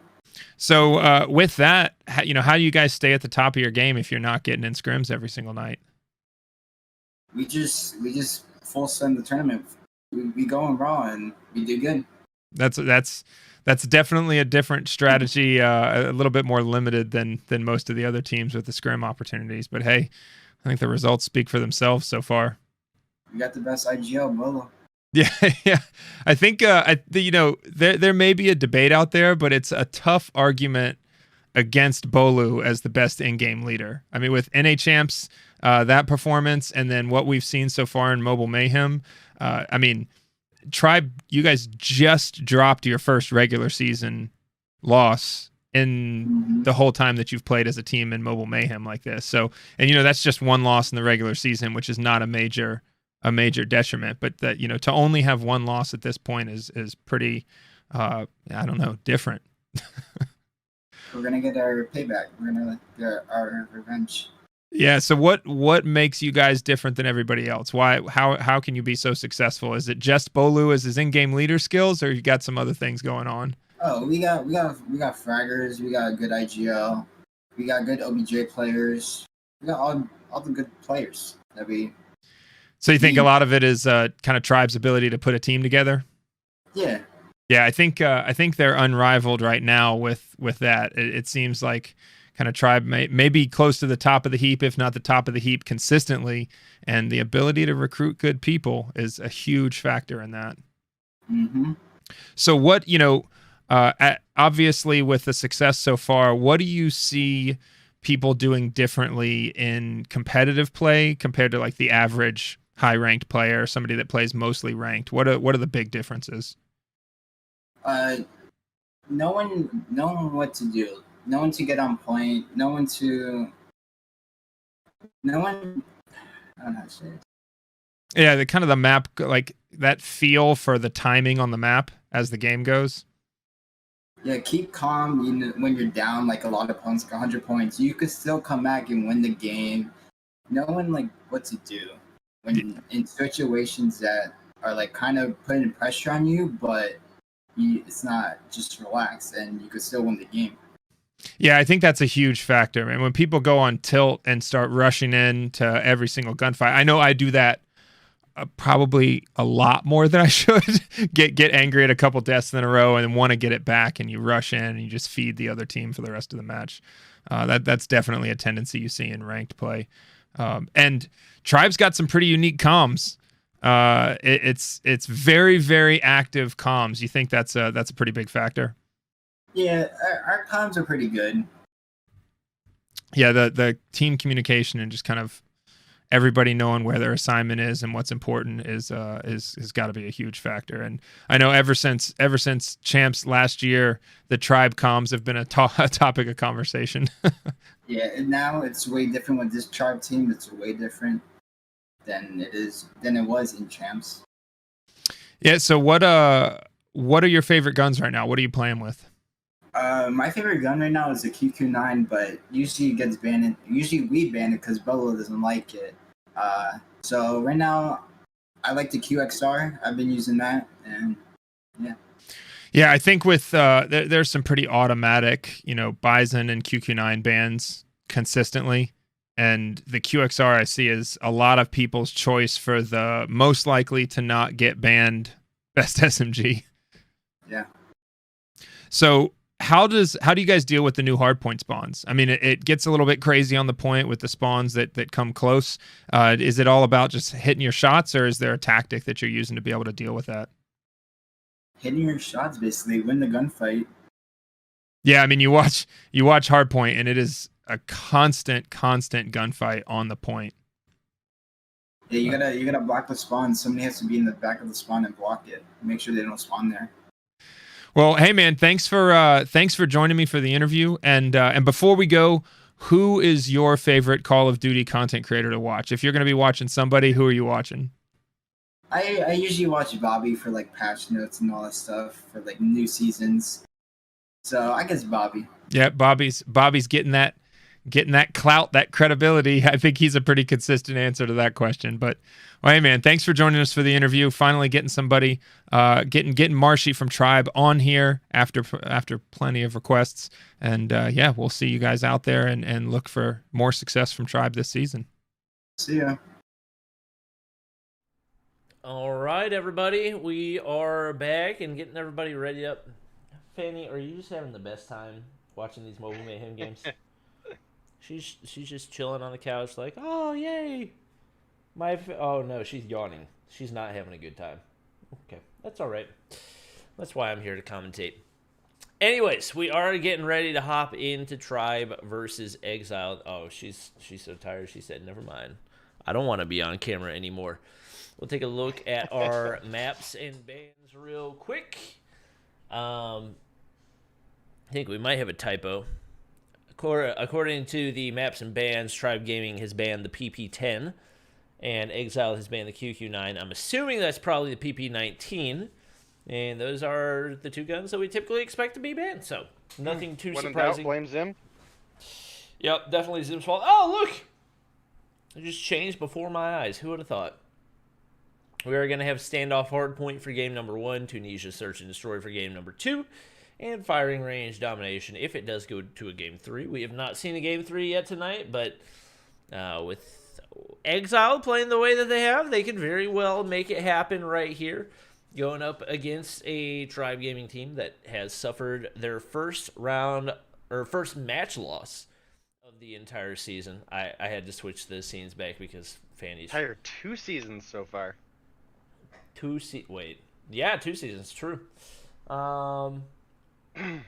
As far as the actual map bans, Tribe banning hardpoint on firing range, Exile banning hardpoint on summit. Neither of those too terribly surprising. As far as starting rosters for each of the two teams, we do have Jez, Hex, Vague, Marshy, and Bolu in here for Tribe. Xfall, Sleepyhead, Uzu, Pengi, and Raballo in here for Exiled. So the presence of... Okay, Fanny. Not on camera. Gosh. Sleepyhead being in there for Exile, definitely a really good sign for them. He's been popping off the last couple weeks. And Vague being there for Tribe, definitely going to be one of the players to watch, as he's had some crazy performances since his entry to the team. Yeah, definitely been a good season for Vague thus far. As far as hardpoint goes, Saizu has been their top fragger on the side of Tribe. Got a 1.4 KD, Vague at a 1.6. Now, that does average out with his games that he played for Trovo Mayhem at the beginning of the season as well. So, kind of with a grain of salt there. And then, not far behind, actually tied with Vague, is actually Hax, who I know I gave a shout out to last week as well, that this has really just been his season. Also at a 1.26. And Bolu with a 1.17. So, I mean, that just goes to show how well Hax has been doing this season. Hax also up at 100 total assists this season. So, well in the green there. Yeah, definitely a lot of players to keep an eye on. Just waiting for Jez and Hex to ready up. Bolu has been the primary sniper for Tribe throughout the season, so that is something that we are going to want to keep in mind. And we had, I'm trying to think who it was. There was one player for Exiled that had been doing really well in Search and Destroy as sniper, and I'm struggling to remember who it was. I know Sleepyhead has been that for them recently. Do you remember who the other player was? For Exiled? For Exiled? Yeah, it's been Sleepyhead and Rihan has been really good for them in Search and Destroy. And then Xfall either has a good day or he has a bad day. So kind of hard to say. I also believe they picked up Pengy, and he had a pretty solid performance last week for them, at least in Search and Destroy. I think they had a pretty difficult matchup in Hardpoint, but Search and Destroy, he put up some good numbers. So, yep, the game's already underway, and the full send on into P1 is there. Pengy not able to win the gunfight. We do have Exiled still yet to find a kill right here. Marshy going to find one, slides the corner, finds Rabalo as well. Things not looking great off the start. Sleepyhead is going to find a 2-piece right there, make it a 3-piece for Exiled. Definitely very much needed for them, as he's going to be able to stay alive, but he's up top of blue. That's not going to do a whole lot for them on the OBJ side of things, but Pengy's going to be able to hop in and get a couple of OBJ points right there, as it is going to be Tribe with the retake, and they will take upward, finding themselves up about 20 points already off the start. yeah, and Tribe, you know, again, they have been sitting up in first place. Exiled have been struggling to get points on the board. This is one of their last 2 days as well to get on the board, so not the most ideal situation for them to be in. Ideally for them, you would like to see them at least push this to a game 3, no matter how much of a miracle that might seem to be at the point. Just for those extra 5 points, because that puts them then within a 2-0 win over F4 or passing Trovo Mayhem. So something to definitely keep in mind as we move forward. That Tribe clearly wants points here, but it's Sleepyhead! Oh my goodness! I think that was a quad for him, if I'm not mistaken. That was absolutely massive. 9 kills on the board for him. He gets the one-man break on the hard point. Marshy going to slide in, find the frag. Bolu gets eliminated. Hex going to be able to slide on through. Uzu's still there waiting, trying to find the refrag. He's going to be able to find it. Exiled playing this one definitely closer off the start than I think a lot of people probably expected. Bolu's going to be able to round the corner and find actually a 2-piece right there, but we do already have 3, make it 4 players already on the rotation for Exiled, as it looks like they'll be pretty well set up with Rabalo and Pengy both finding frags. 4 players on the hill to the 0 for Tribe right here. They should have a pretty solid hold off the start, and with Sleepyhead fragging out the way that he is, definitely could find some solid time here. Yeah, looking to be the case, this is actually a little less one-sided than I honestly expected it to be. With it being within a 20-point game right now, you definitely got to feel good for Exiled as they move into the later stages here. Again, if they're able to pull together some solid rotations, we may see Tribe struggle in the sense that, again, they took their first match loss in essentially 2 seasons.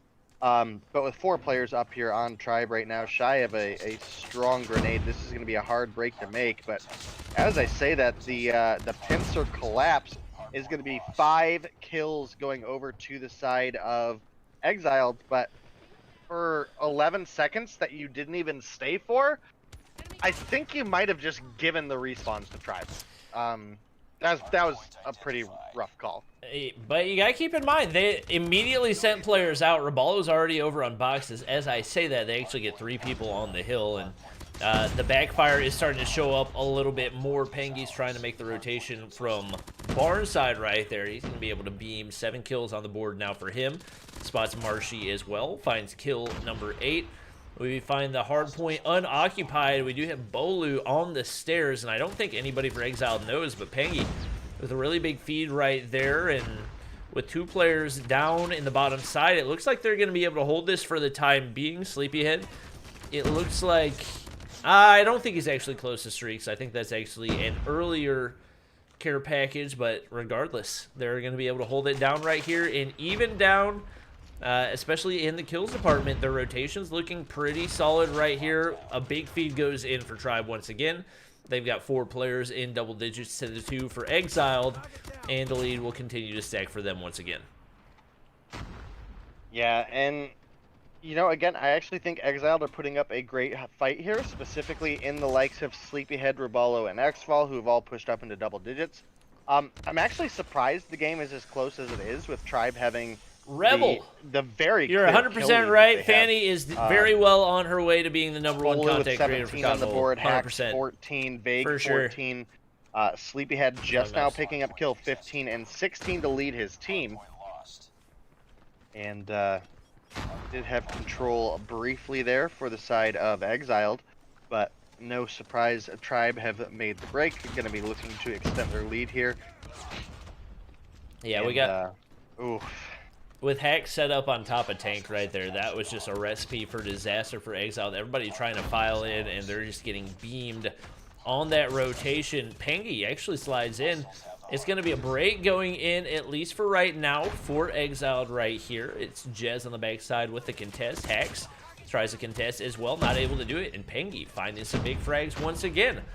Not a whole lot of time with the team, but definitely making the most of what he's got right now as Sleepyhead tries to make the rotation. Vague finding the frag right there. That's number 18 going in for him. That 8K117 that has pretty much been his go-to so far, as he's going to try to beam through the doorway, but Uzu there with the return fire. Now everybody into double digits for Exiled, and wow.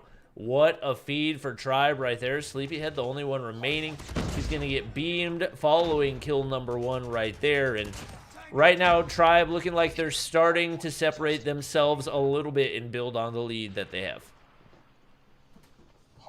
Yeah, again, you would have expected it to be more in the lead of Tribe with the just sheer amount of kills that they had in advantage. But man, Sleepyhead doing everything he can. Leading all players right now, 23 kills on the board up against a team that is almost all in their 20s is not an easy feat for anybody. So Sleepyhead, definitely a player some of these teams are going to have to watch out for the future. I know a lot of COD Mobile, as well as us included, have gone over to a little bit more of an age bracket format for some degree at least, so that is something to consider, you know, as we look towards the future. I don't know where he sits as far as age group, so definitely something that some of these teams might want to be reaching out and getting the information on, because this kid is crazy. Yep, Xfall trying to hold things down right there. I think we got gifted a bunch of subs. I don't know who it was. Was it Kremtor? I think Kremtor may have just gifted a buttload of subs. I can't even see it because chat's moving so fast that I miss what happened. If one of my mods could like DM me or comment in chat what just happened, but good lord. Everybody's going crazy right now as we do have Exile getting a break once again. Sleepyhead making the push out for P3 right here. This could be a big opportunity for them as we do see them leaving right there. Marshy going to get beamed on the outside. Another player going to arrive. And it looks like they're going to be set up really, really well right here as Jez up in the top of Shop's over there, not going to be able to spot Sleepyhead off the start. It looks like patiently waiting for his teammates to make the rotation. Going to be able to find the frag right there. He's got the Fennec in hand. And the hold falling apart pretty quickly for Exiled right here as Tribe collapses and immediately gets the break. Yeah, it's a 100+ lead currently for the side of Tribe. You definitely expect them to potentially close it out on this hard point if they're able to hold it down. There's more than just a couple seconds of cushion that they have as well. So they have, if they make it quick, they could close it out here. But with those couple seconds now going over in favor of Exiled, I think Xfall and Uzu may have at least got on point to prevent the hard point win here. But you know, again, still a rough spot to be in, especially with Tribe coming on through. This is going to push them into the 20 points to win. Hacks absolutely frying there. 4 kills in a row for him. Big quad feed. And now as you rotate back to P1, you definitely would be expecting a Tribe to close it out. They only need 10 seconds uncontested on the hill.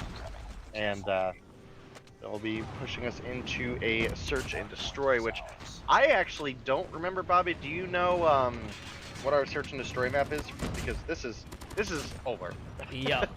Search and destroy is going to be on Tunisia, as Bolu's going to close it out right there with the double kill.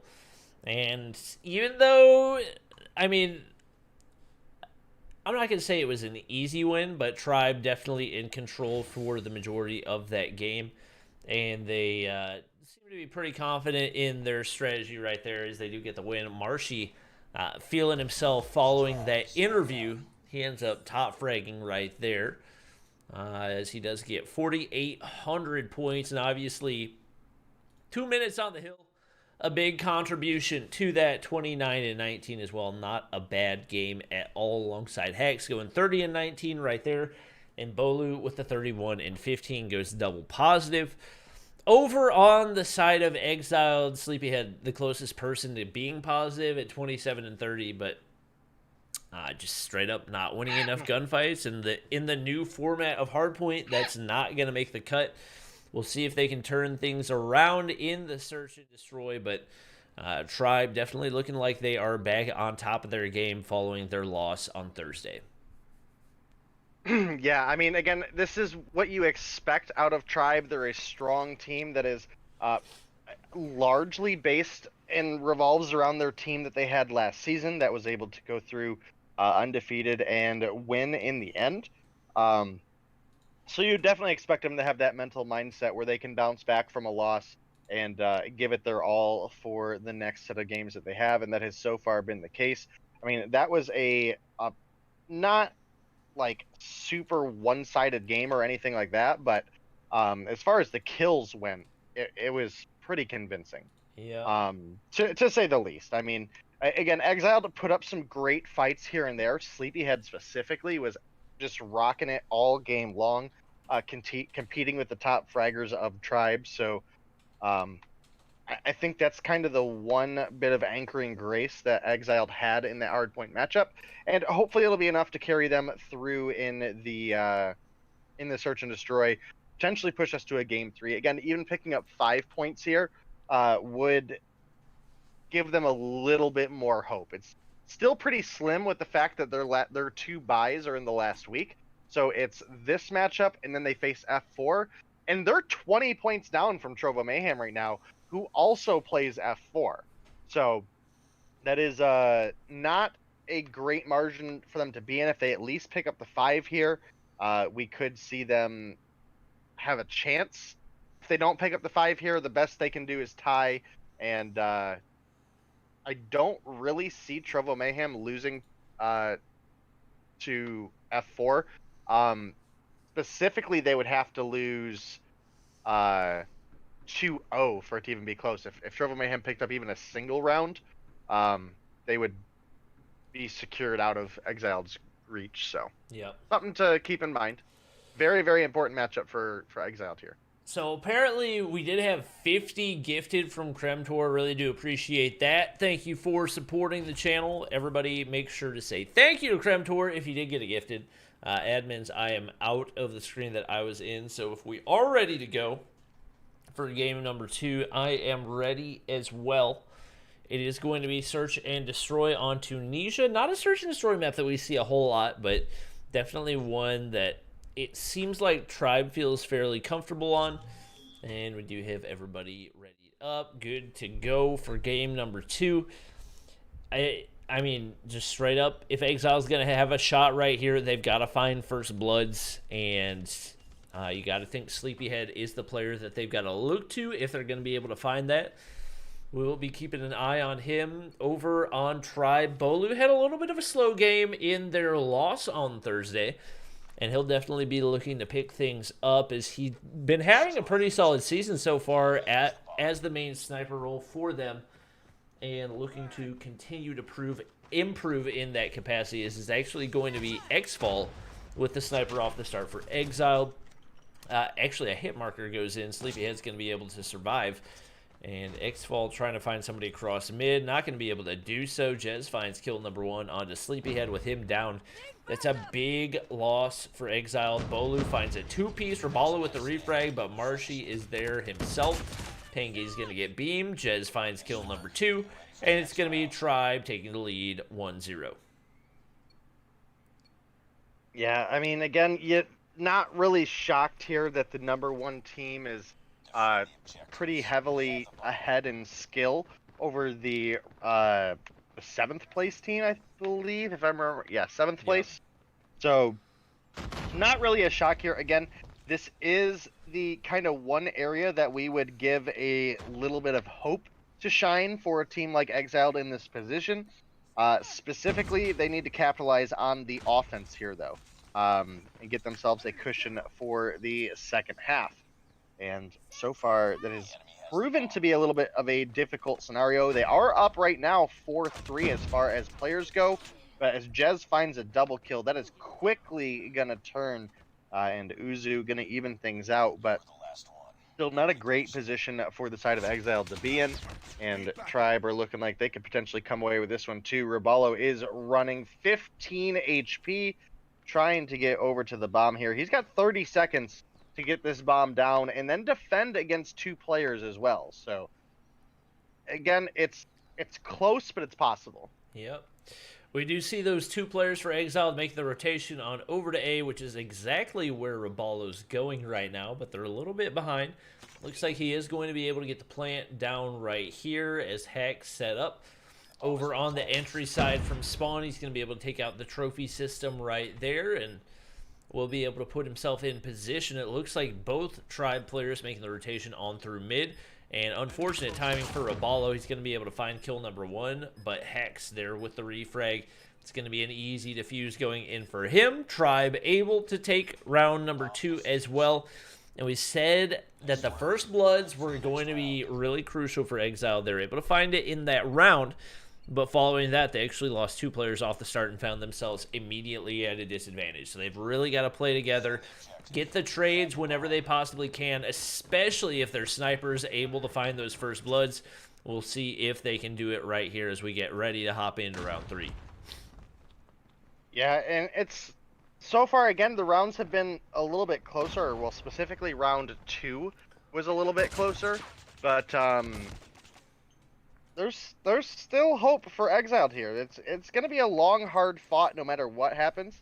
But I mean, for them to make the I guess what you consider an upset here, it's going to be pushed pretty late into the game. This is either going to be Tribe winning like 6-1, 6-2, or it's going to be a grueling game 10, game 11. So we will have to see. Again, we needed to see Exiled capitalize a little bit here more in the offense, and so far that has not been the case. They do pick up the round win here pretty convincingly, but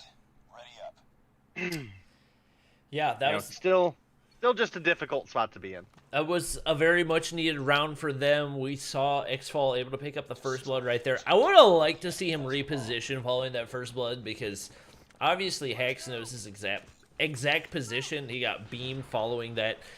If you're able to get the First Blood and get away, that just puts your team at such a big advantage And it looks like they're going to go with the aggressive push right here. And trades off the start. Sleepyhead able to find Hacks right there as expected. He has been the biggest role player for the team so far. It is going to be Bolu finding a trade. Finds a snipe right there.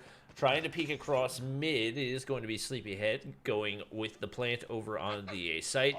And actually got, I believe, auto unproned right there, but Bolu not able to find the angle. Vague making the push on in. Uzu had the info, but it wasn't enough, and players dropping left and right. It is going to be Tribe Gaming shooting some bodies right there as they get the defuse to move things to a 3-1. Yeah, this is starting to look pretty grim for Exiled. Again, without pushing it to a game 3 here, the best they can do against Trovo Mayhem would be picking up the 2-0 over F4. That would tie them up. But again, I don't see in Trovo Mayhem's upcoming matchups, I don't see them getting 2-0'd in every single one of them. So again, this is Exiled's kind of last chance here. Obviously, Mayhem lost out to Zygnus Black today. Mayhem will be up against Tribe next week. So, I keep saying next week, on Thursday. And then Mayhem will have a bye at the beginning of week 6, and they'll face F4. And I don't see that being a 2-0. Yeah. So. Well, it is going to be Vague left all by himself against the 2 remaining Exile players. Xfall with the sniper in hand, making the rotation back over to the B side, and Vague just barely doesn't spot him right there. Xfall is going to be able to pull out the sniper. Would have had the angle. He actually is going to have the angle, but Vague able to win the gunfight initially. Pangy set up pretty well on the backside. Should be able to find the angle onto Vague if he plays this right. And Vague trying to make the push on through. Should have audio cues right here, but Vague still wins the gunfight. And that is just disrespectful in so many ways.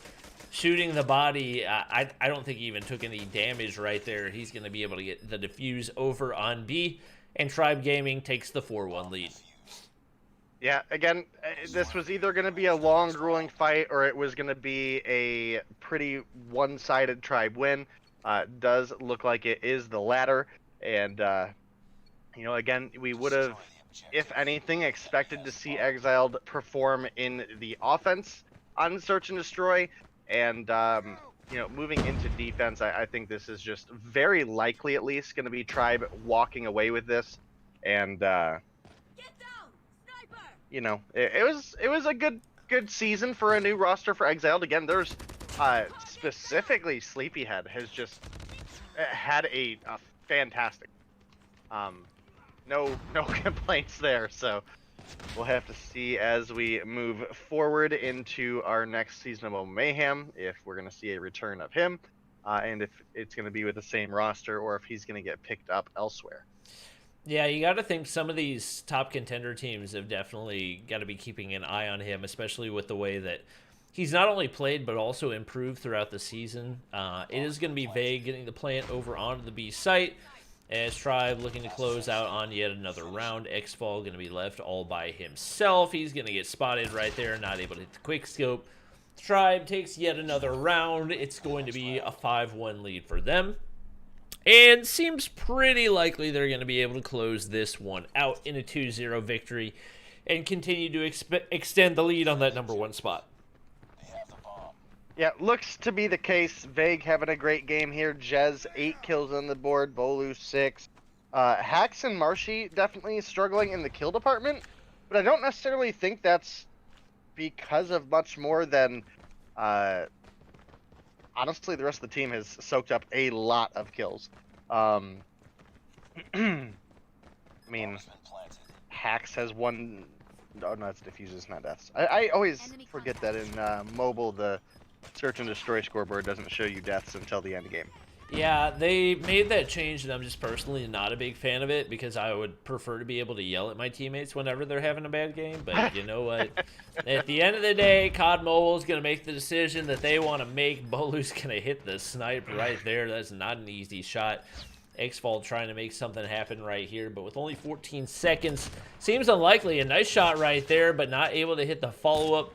Marshy going to peek the corner. He's all by himself. Marshy wins the gunfight. Tribe Gaming going to take the win in that round, and that will secure the 2-0 victory for them and a free 20 points. Yeah, again, I don't think anybody is going to be shocked by this outcome. I mean, again, this is the #1 team that also won all of last season up against a roster that has talent, but is newly put together. And that has definitely struggled a bit. I mean, again, Sleepyhead, phenomenal player. Obviously, we have Rabalo, who's been a well-known name in Mobile Mayhem, switching over to phone this season, definitely struggling quite a bit. Xfall has had some great games, has had some not so great games. So this is a team I can definitely see the players individually kind of growing as time goes on. But this one just wasn't their season. Yep.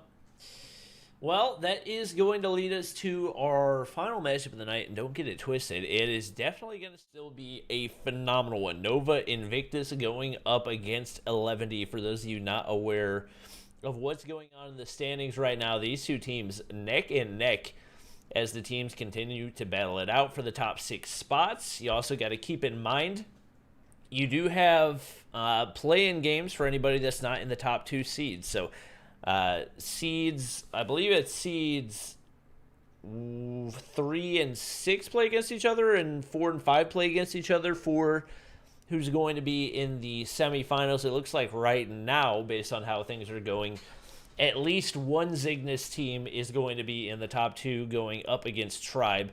And 11T and Nova Invictus both really would like to be able to get a 2-0 victory to give themselves a shot at moving into one of those top 3 spots. If 11D is able to get the 2-0, that would actually tie them with Zygnus Black for second place, and that would be absolutely massive for them.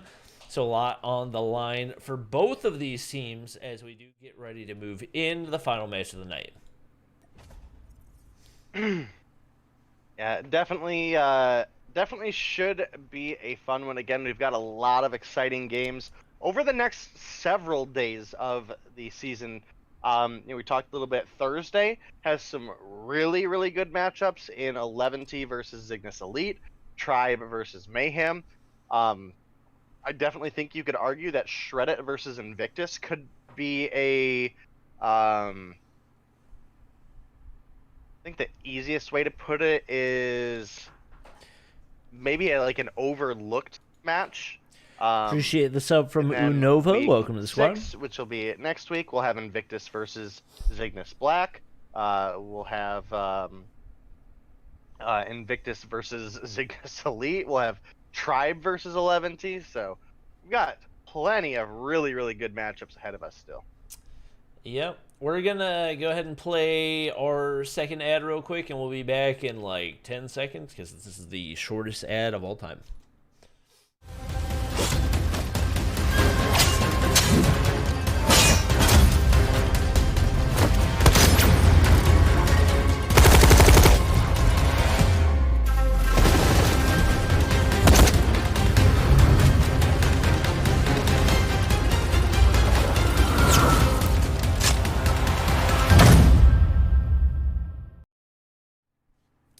Day, are you a Pistons fan?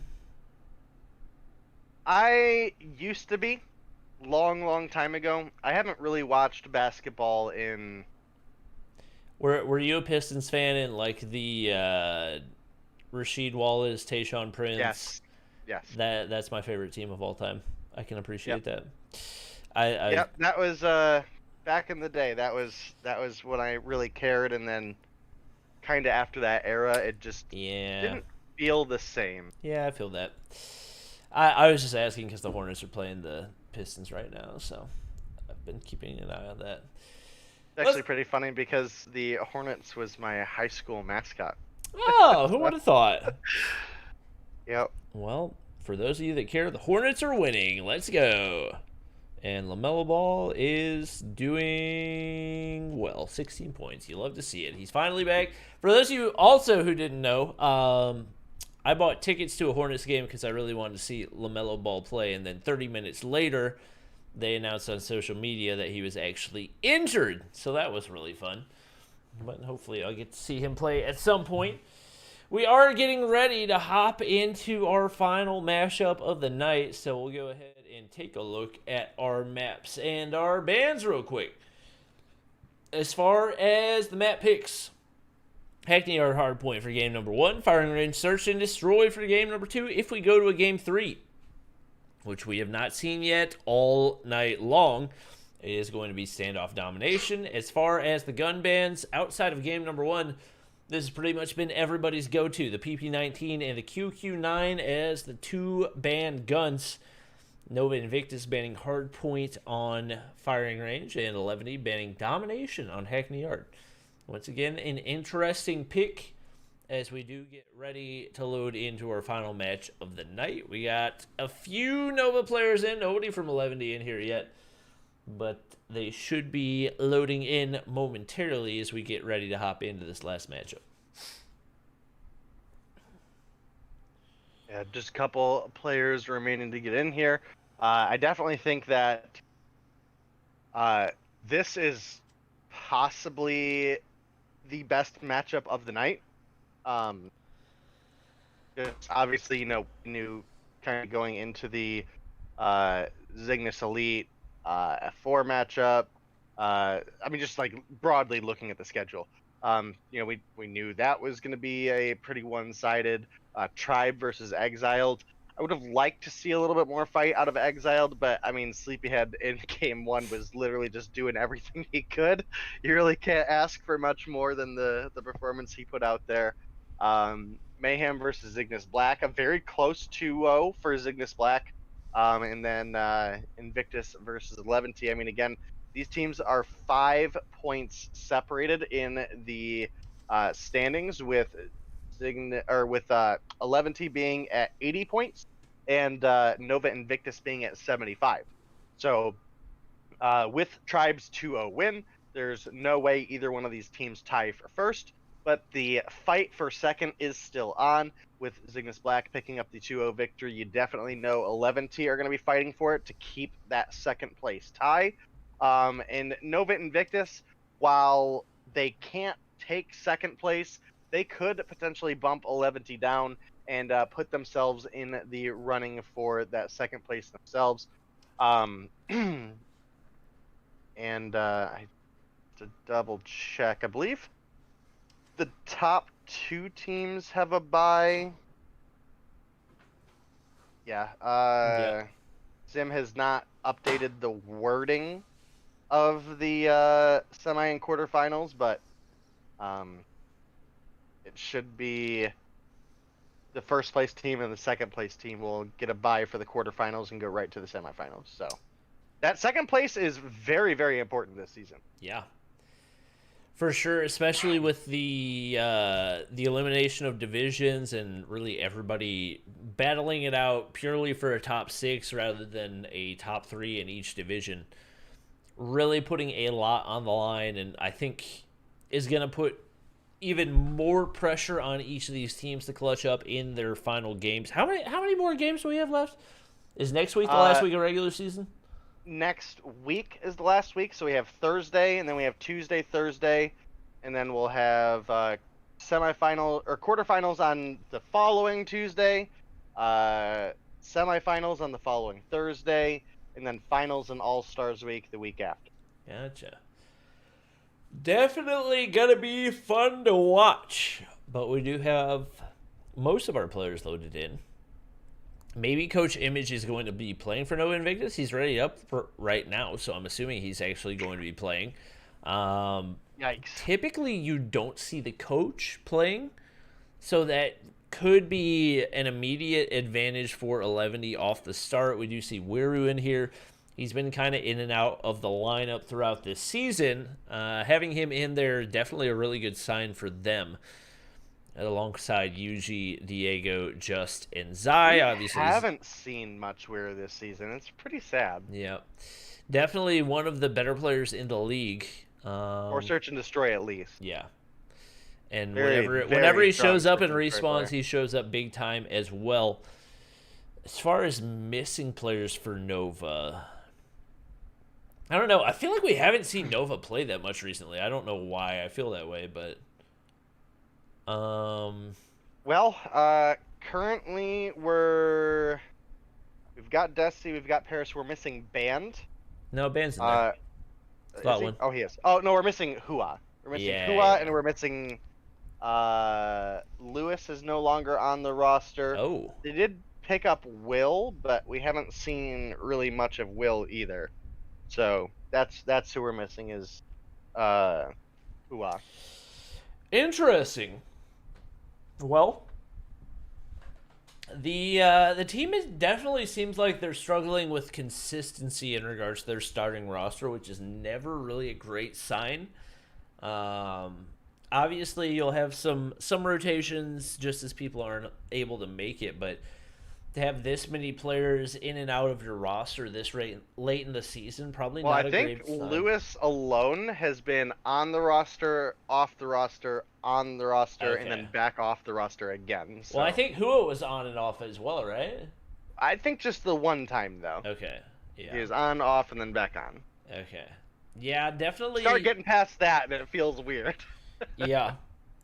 It's especially as we get closer and closer to the finals, you'd love to see these teams really sticking with who their roster's going to be, and we'll see whether or not that's going to affect Nova Invictus.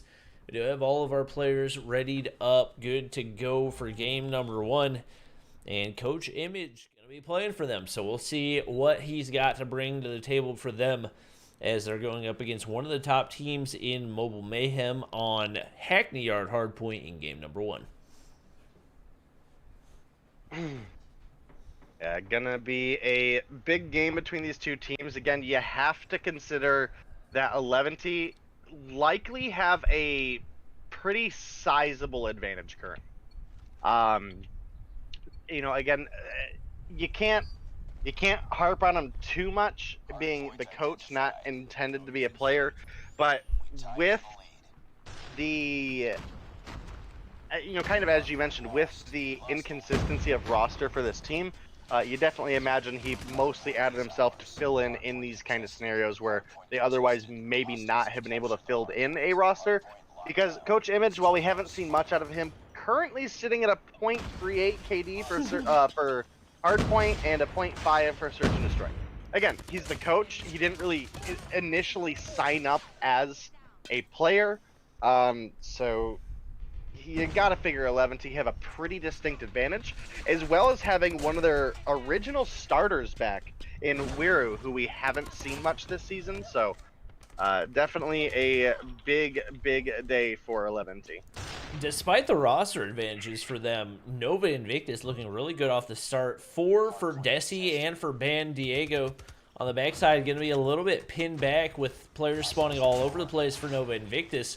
Not only are they able to take the 40-point lead out of P1, but they're already set up for P2 as well. Desi spraying things down, able to find a 2-piece right there. Definitely crucial for them. Zai's going to get spotted out in the open as well. Desi already sitting on a Pred missile and Banned with 5 kills on the board himself. Nova Invictus looking really good off the start. Yeah, I would say surprisingly well so far. Specifically in Desi, who the past couple days specifically has really taken off. He's actually one of the leading players for them now in hardpoint, as well as in domination, with a 1.19 KD and a 1.35 respectively. As well, he is another one of those players that has crossed the 100 assist mark, so pretty strong team player there as well. You can tell me all you want, Bobby, that just means that you're not able to finish your kills, but nonsense. Yeah, this is, I'm not gonna lie, this is the most dominant start we've seen against 11 so far in a few seasons. 102-5 right now. I don't know if this is Nova Invictus on a different level or 11 just struggling with their consistency. I mean, we're with only 1 kill on the board. Obviously, he hasn't been in the starting roster a whole lot, but You expect him to be doing a little bit better on that. Just going to get spotted out. Oh, Desi! You just got to spray a little bit longer right there. Winner is going to be there for the trade. It is going to be Diego on the point right here. Is 11 able to get some time, but it's Parrish with the ASVAL. The ASVAL hopping on into the point. I would argue that is one of the worst guns in the game right now, but he's making it work. 12 kills on the board, and he's definitely having himself a game, at least off the start. Yeah, I mean, I'm pretty surprised at the way this game started out. Again, with Coach Image being the coach, not a player, you definitely would have expected 11 to, you know, kind of slowly but surely walk away with this. Thanks to Parrish, Desi, and Band, that is not the case. I mean, Coach Image, 4 kills on the board, but 3 of his players in double digits. Desi approaching the 20s, and Yuji and Zai literally just hit double digits. So this is very much a Desi Parrish game right now. I mean, right now, Desi's just steamrolling everybody. I don't think I've seen him lose a gunfight. The only time he's died is when he's gotten shot in the back. 19 kills on the board for him off the bat. Just going to slide through. Finally able to win a head-to-head gunfight right there. And Parrish with the ASVAL actually frying right now.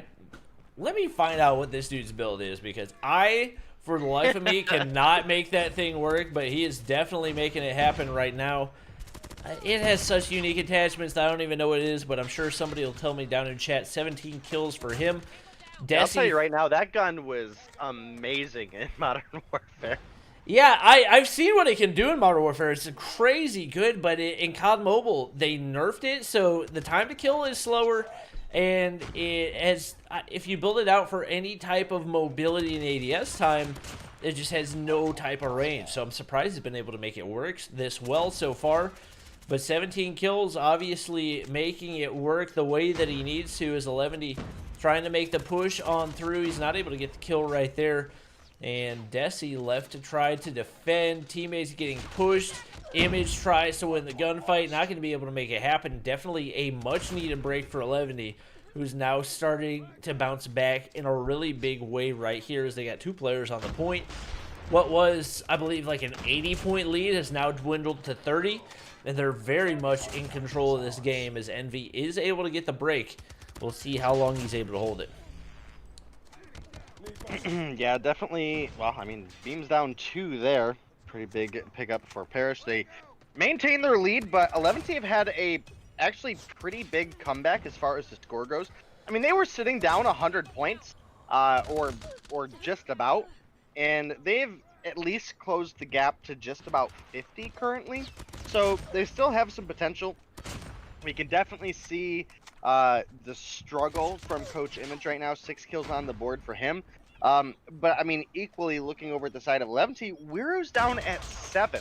And again, typically when we see him do even okay in hardpoint, it doesn't even have to be great in hardpoint, he usually does phenomenal in search and destroy. So I'm a little bit wary on what I think we could see out of this team moving forward. The gap is starting to close more and more as 11 get their bearings together. Parrish slides the corner there, finds 2 close range kills with the ASVAL, and that's going to be a big break for the side of Nova. Yep. Oh my goodness! Oh my goodness! I mean, he's just going in right now, and apparently I need to give that build a try at some point. He's going to be able to slide on through. It is 11 with control of P2 right here. Diego going to win the gunfight. Band 26 kills on the board. He, Parrish, Desi, all having phenomenal games right now. And in the kills department, I mean, Nova Invictus just absolutely waxing 11. Obviously, you do have to take into account Image, only able to pick up 7 right here. And that probably accounting for part of the reason why 11 has been able to pick up some of this slack. But Desi's going to move up to 30, make it 31 right here. He's got the one-man spawn trap going, finally going to get taken out by Yuji, but secures his team a big amount of time on the hill right there, as they've got the 40-point lead and trying to regain some of what they had at the beginning of this game. Yeah, it's still anybody's game, but it is certainly looking pretty good for the side of Nova right now. Again, 11T were able to make a 50-point comeback, but since then it has kind of been, again, stonewalled where the lead remains about 50 for Nova at all times. There's not enough time for them to win on this hardpoint, obviously, but they're certainly now within a single hardpoint of potentially picking up a victory.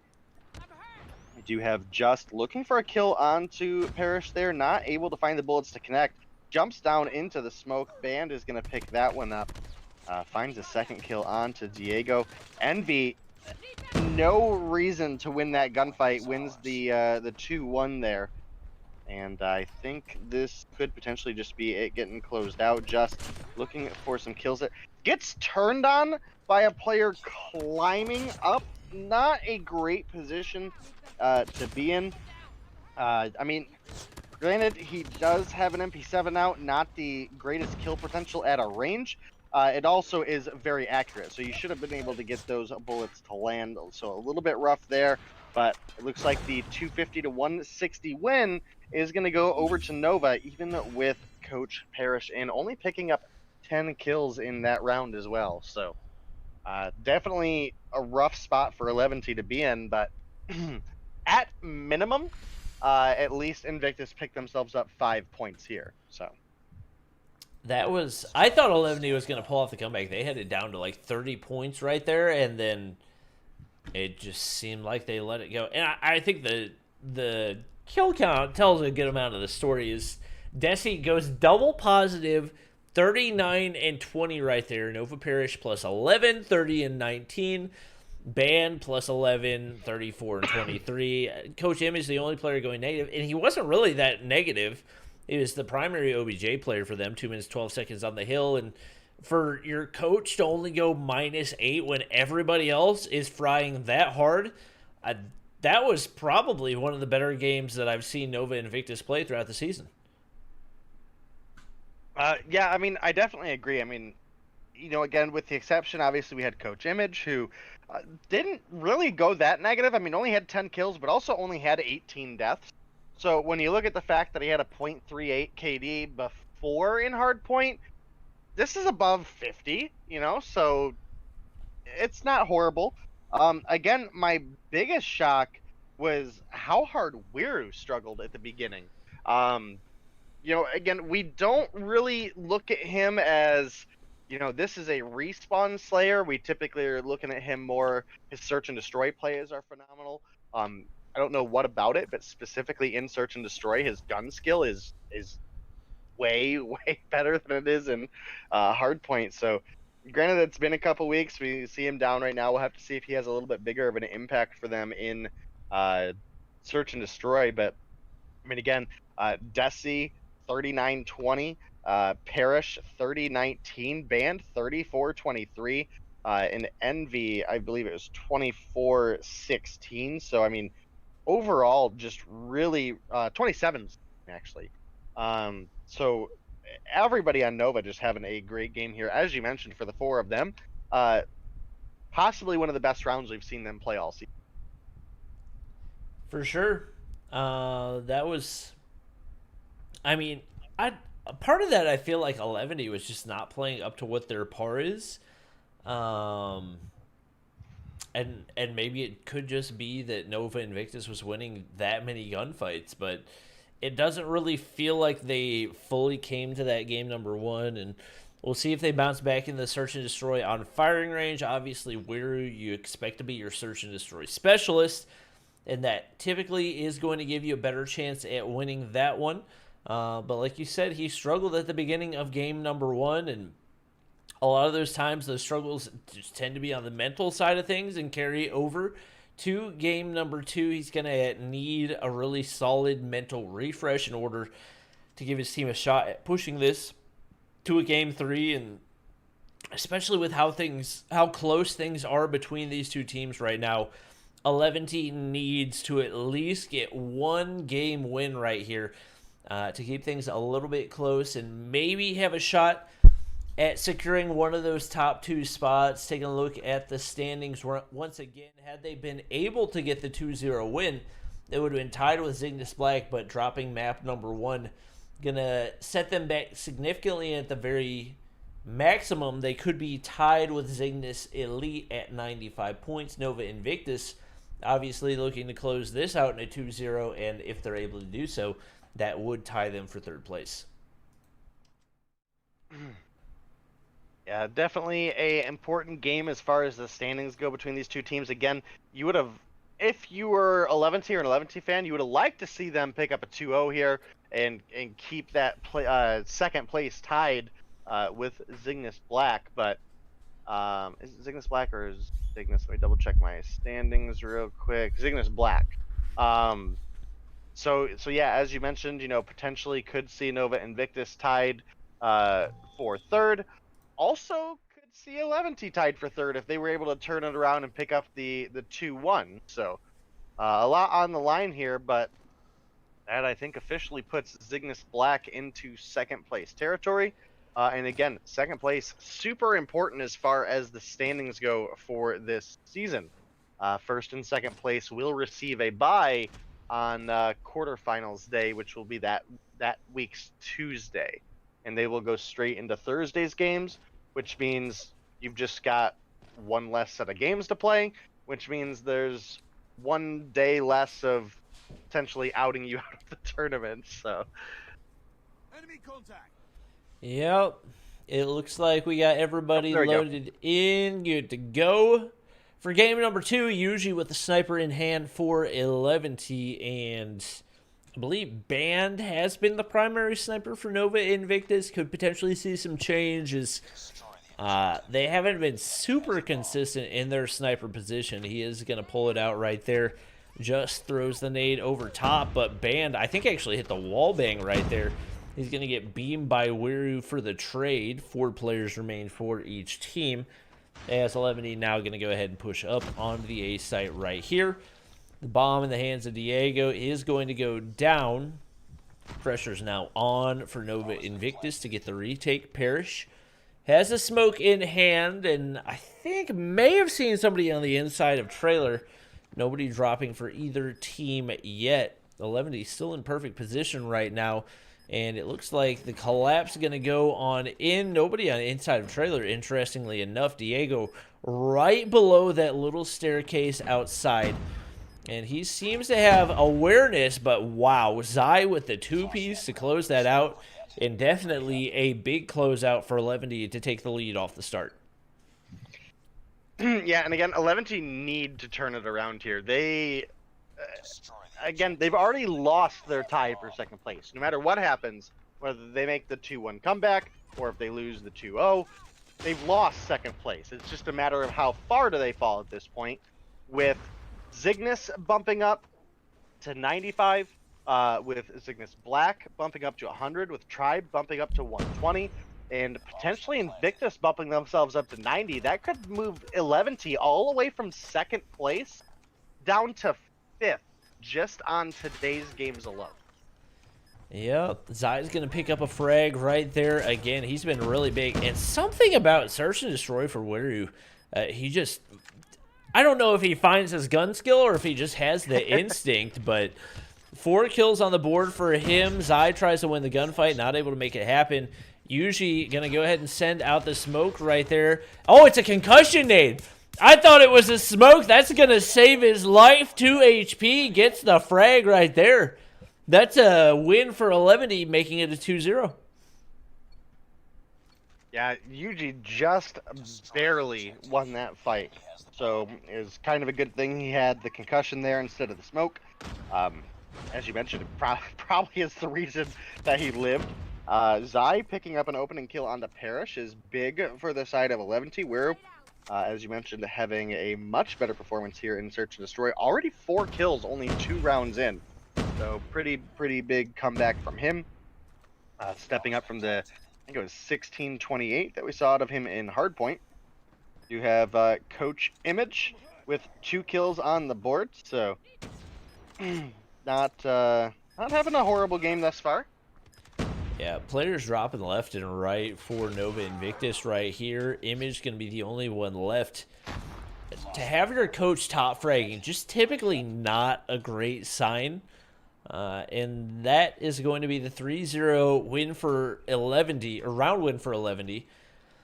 It looks very much like we're probably going to be going to a game number 3, at least based off the way this is going off the start. Weru returning to his dominance and search and destroy. Zai finding those picks with the sniper. He's been the go-to sniper for this team for a while now. Actually, it's the hit marker with the nade over on the backside of Trailer.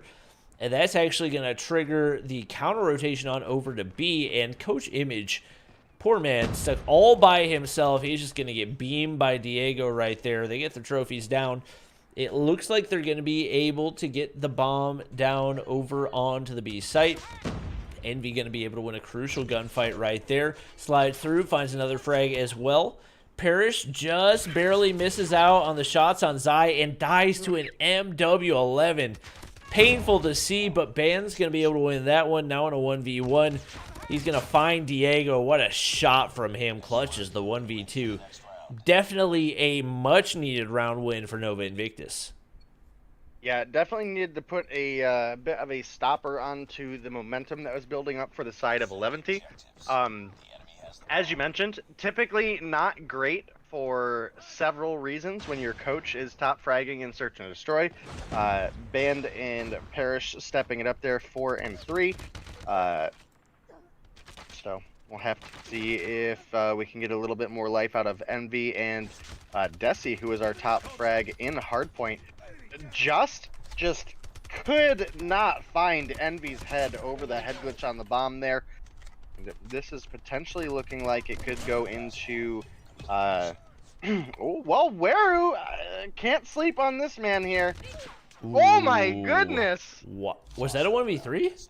That was a 1v4, I think. Whoa! I mean, I don't think I've ever seen. I've seen it for like. No, was that? Yeah, it was a 1v4, I think. I think it was a 1v4. I've seen this happen for sniper players before, but I don't think I've ever seen like an AR or SMG player perform this much better in Search and Destroy than they do in respawns. It's such an odd thing, but it's just working for him right now. Coach Image slides the corner, but Weru's there. 3 kills on the board in this round. Parrish all by himself. Nova Invictus getting steamrolled. If Diego hadn't been around the corner ahead of him, Weru probably would have found kill number 4 right there. And right now, 11D very well on their way to pushing this to a game number 3. Just doesn't even have a kill.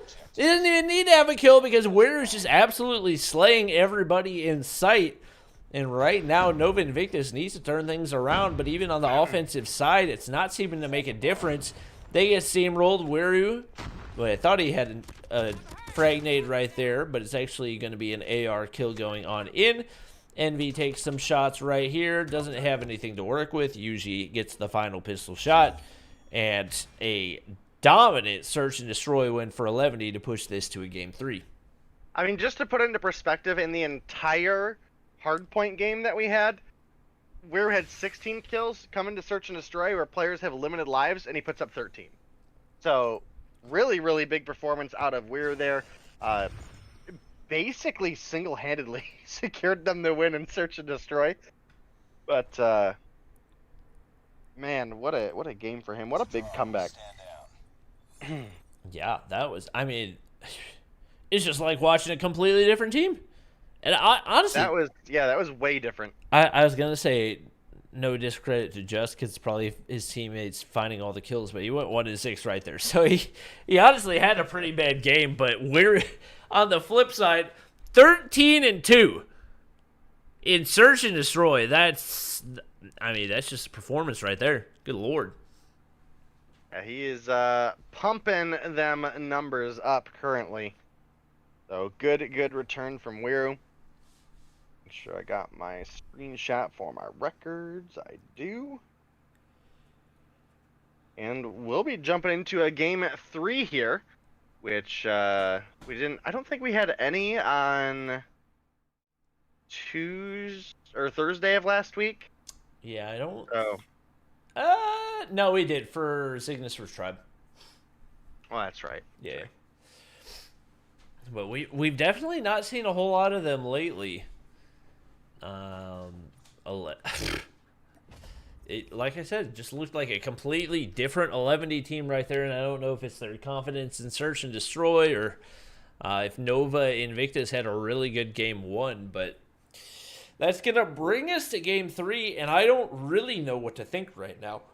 You got to think a lot of it's going to come down to which team has control of blue in the second half, because that's so crucial for controlling B.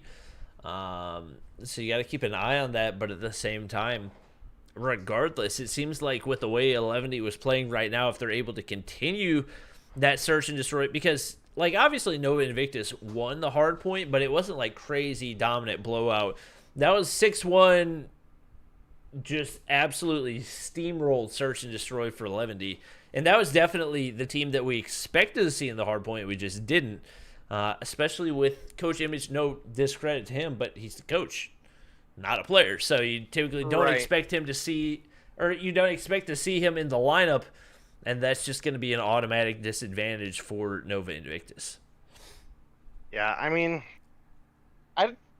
he didn't do horrible in the search and destroy. I mean, 4 and 7. I don't necessarily think subbing in one like a main roster player would have made that big of a difference as far as how well Wiru performed specifically, but also Zai had a really good game there. I mean, with the rest of the team being 5 and 7, 4 and 6, 5 and 7, 3 and 7, you can't really blame that one too much on Coach Image. Definitely struggled a bit in the hard point, but I don't know if we can blame him here. Wiru just played crazy. Yep.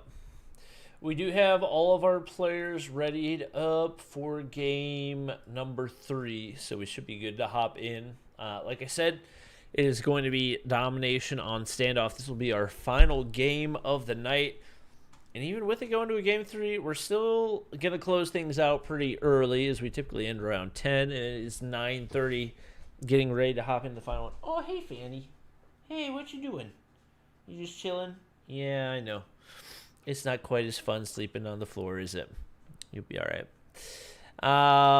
Just waiting for one Nova Invictus player, and then we should be good to go for our final matchup of the night. Keep in mind we do have bans in the PP19 and the QQ9, so lots of ARs in play, lots of DRHs, especially as we do get our final player readied up. And yep, we had our final player readied up. This is just the way things go sometimes. Yep, one player readies, one on readies, one player readies, one on readies, back, forth, back, forth. As you mentioned, at least you know, it's been a good game, and we're still ending a little bit earlier than anticipated, so can't complain too much about it. Oh, we might have a substitution. Coach Image just left the lobby. Oh man, is this the return of Hua, credited to be one of the key components to Nova by the ever so consistent chat? I can't tell if my internet's lagging, because my internet was lagging earlier, and I was talking to Hitman in Discord, and he sounded robotic, and you're sounding robotic right now. But I'm also not dropping any frames, so I'm not sure what is happening. Well, I'm sure chat will hit us with some robotic emojis if that is the case. So chat's always there to troll when we need them to. Yep. Don't you worry. They're predictable, if anything. Wait, are the Hornets gonna win? Oh my gosh, we're only ahead by 2 points with 17 seconds left. Good lord. Sheesh! This is a tight one. And we've got Will joining. Oh, interesting. All right. Well, everybody readied up and good to go for our final game of the night.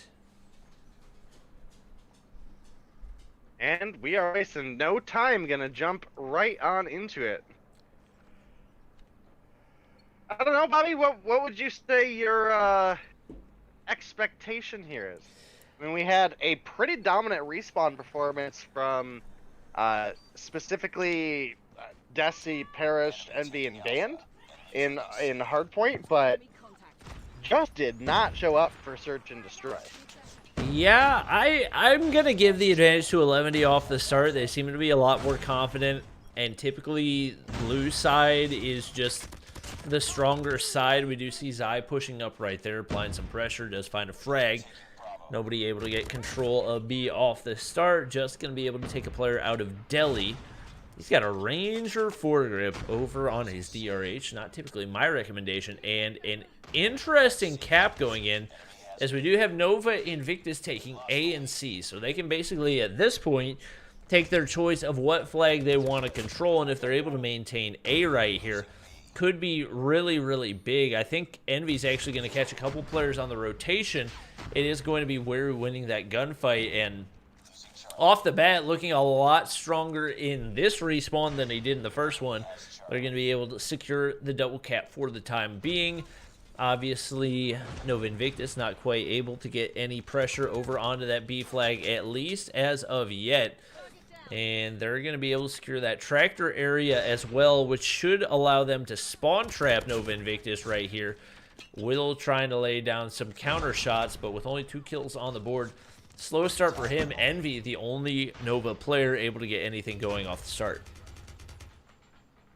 Yeah, I mean, the 2-0 cap for 11T looking pretty good right now, especially if they're able to hold it, which right now does seem to be the case.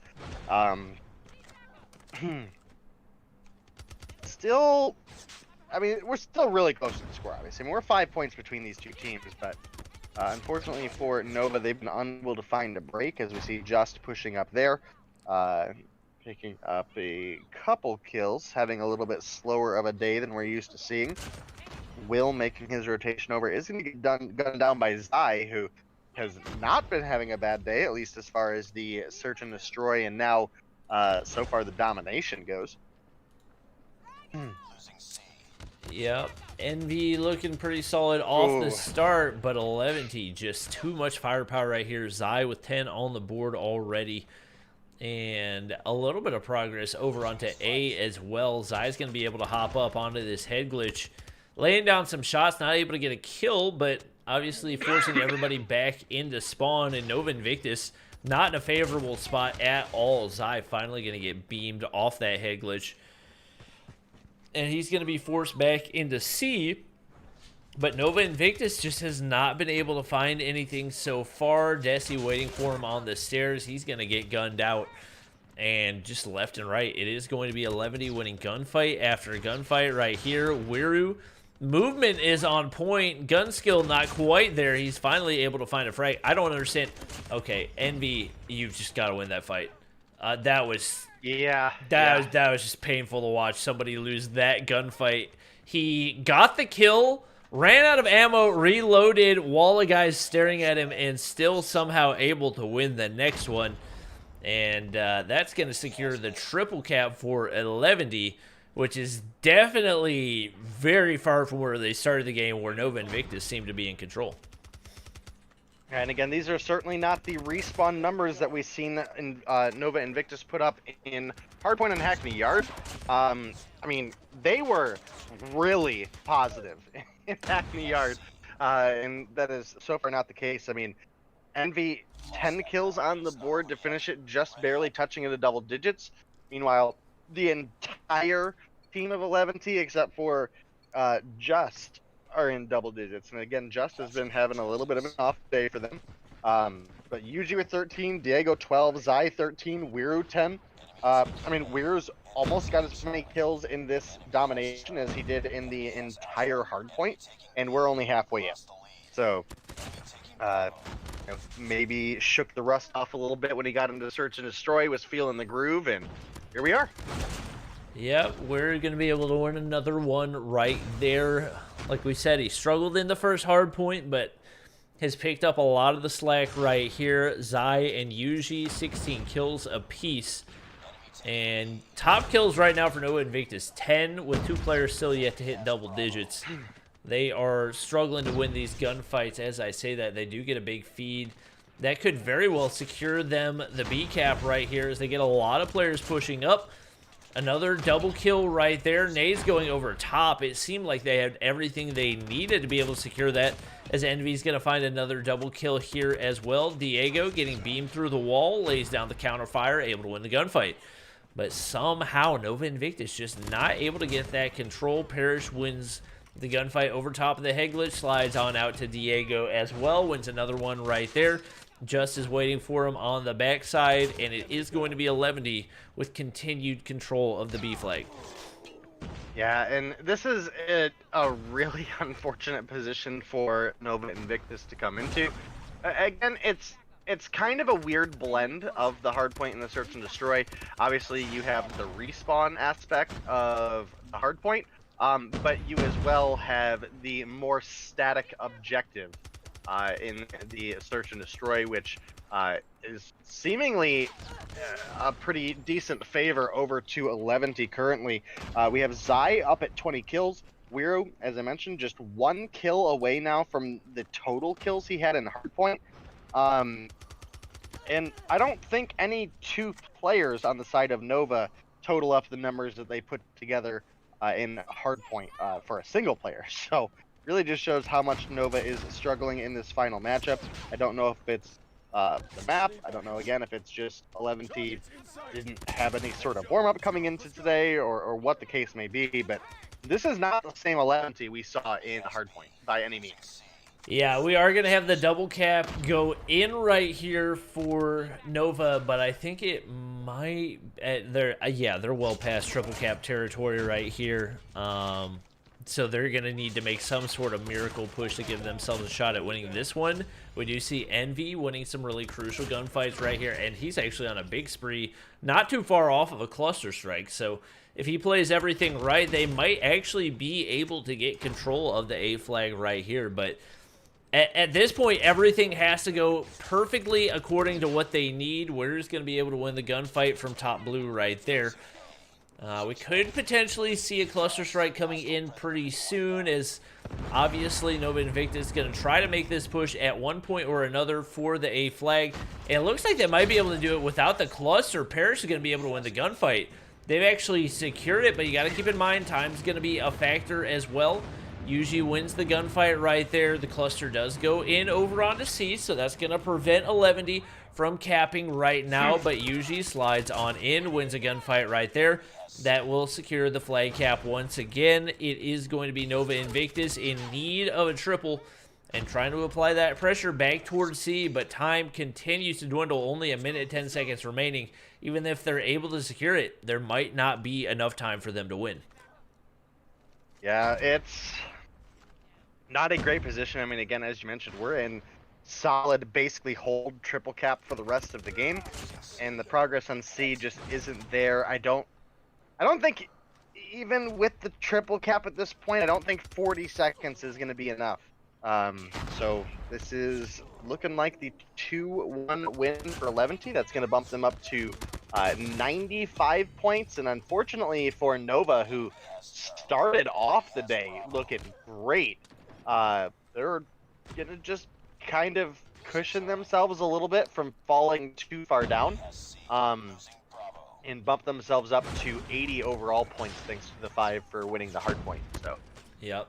And what you were talking about earlier, I think a lot of it did come down to 11 was just, I don't know if it was they were warmed up, if they were too confident, what it was, but the 11 that we saw in game number 1 is just not the team that we've seen for the majority of this season, and I do love that they really bounced back and pretty much dominated in every way they possibly could in the final 2 games. It's going to be a 198 to 159 win.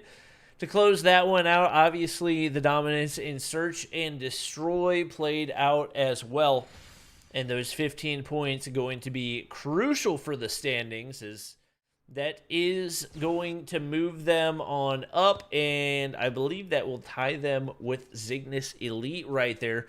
5 points separating 11, Zygnus Elite, and Zygnus Black, as these teams really starting to battle it out for those top 2 spots. And there has been a battle between these 2 teams for quite some time. So that is something to consider as well. I mean, again, 11T, they showed up when they needed to. They struggled quite a bit, and the hardpoint came through incredible in the search and destroy, and then obviously moving into the domination here, we see them pulling together a pretty solid win as well. Zy 29-24, UG 27-21. We're, again, 16 kills in hardpoint, 26 kills in domination. So this has been a much different outcome than I would have thought it would have been, having watched the hardpoint. I mean, again, Nova were, despite it being kind of back and forth, Nova were winning all of the gunfights in hardpoint. So Yep. it was a long, hard fought game, but that game is going to go over to 11T. Yep, and that is going to close it out for the end of the night. I do appreciate you guys watching. Fanny, as you can see, appreciate you guys watching too. She's going to say, bye everybody, good night. We're going to go ahead and head to sleep. But make sure to show some love to whoever we end up rating. Make sure to spam, use code Bob in chat. As always, Cream Tour, appreciate all the gifted subs. I don't know how many in total it ended up being, but it was ridiculous. Thank you to Dave for helping me cast. I think Dave is starting to stream on Trovo some, so if you guys want to follow him, I'll make sure that he comments something down in chat so you can just click on his name. I haven't yet.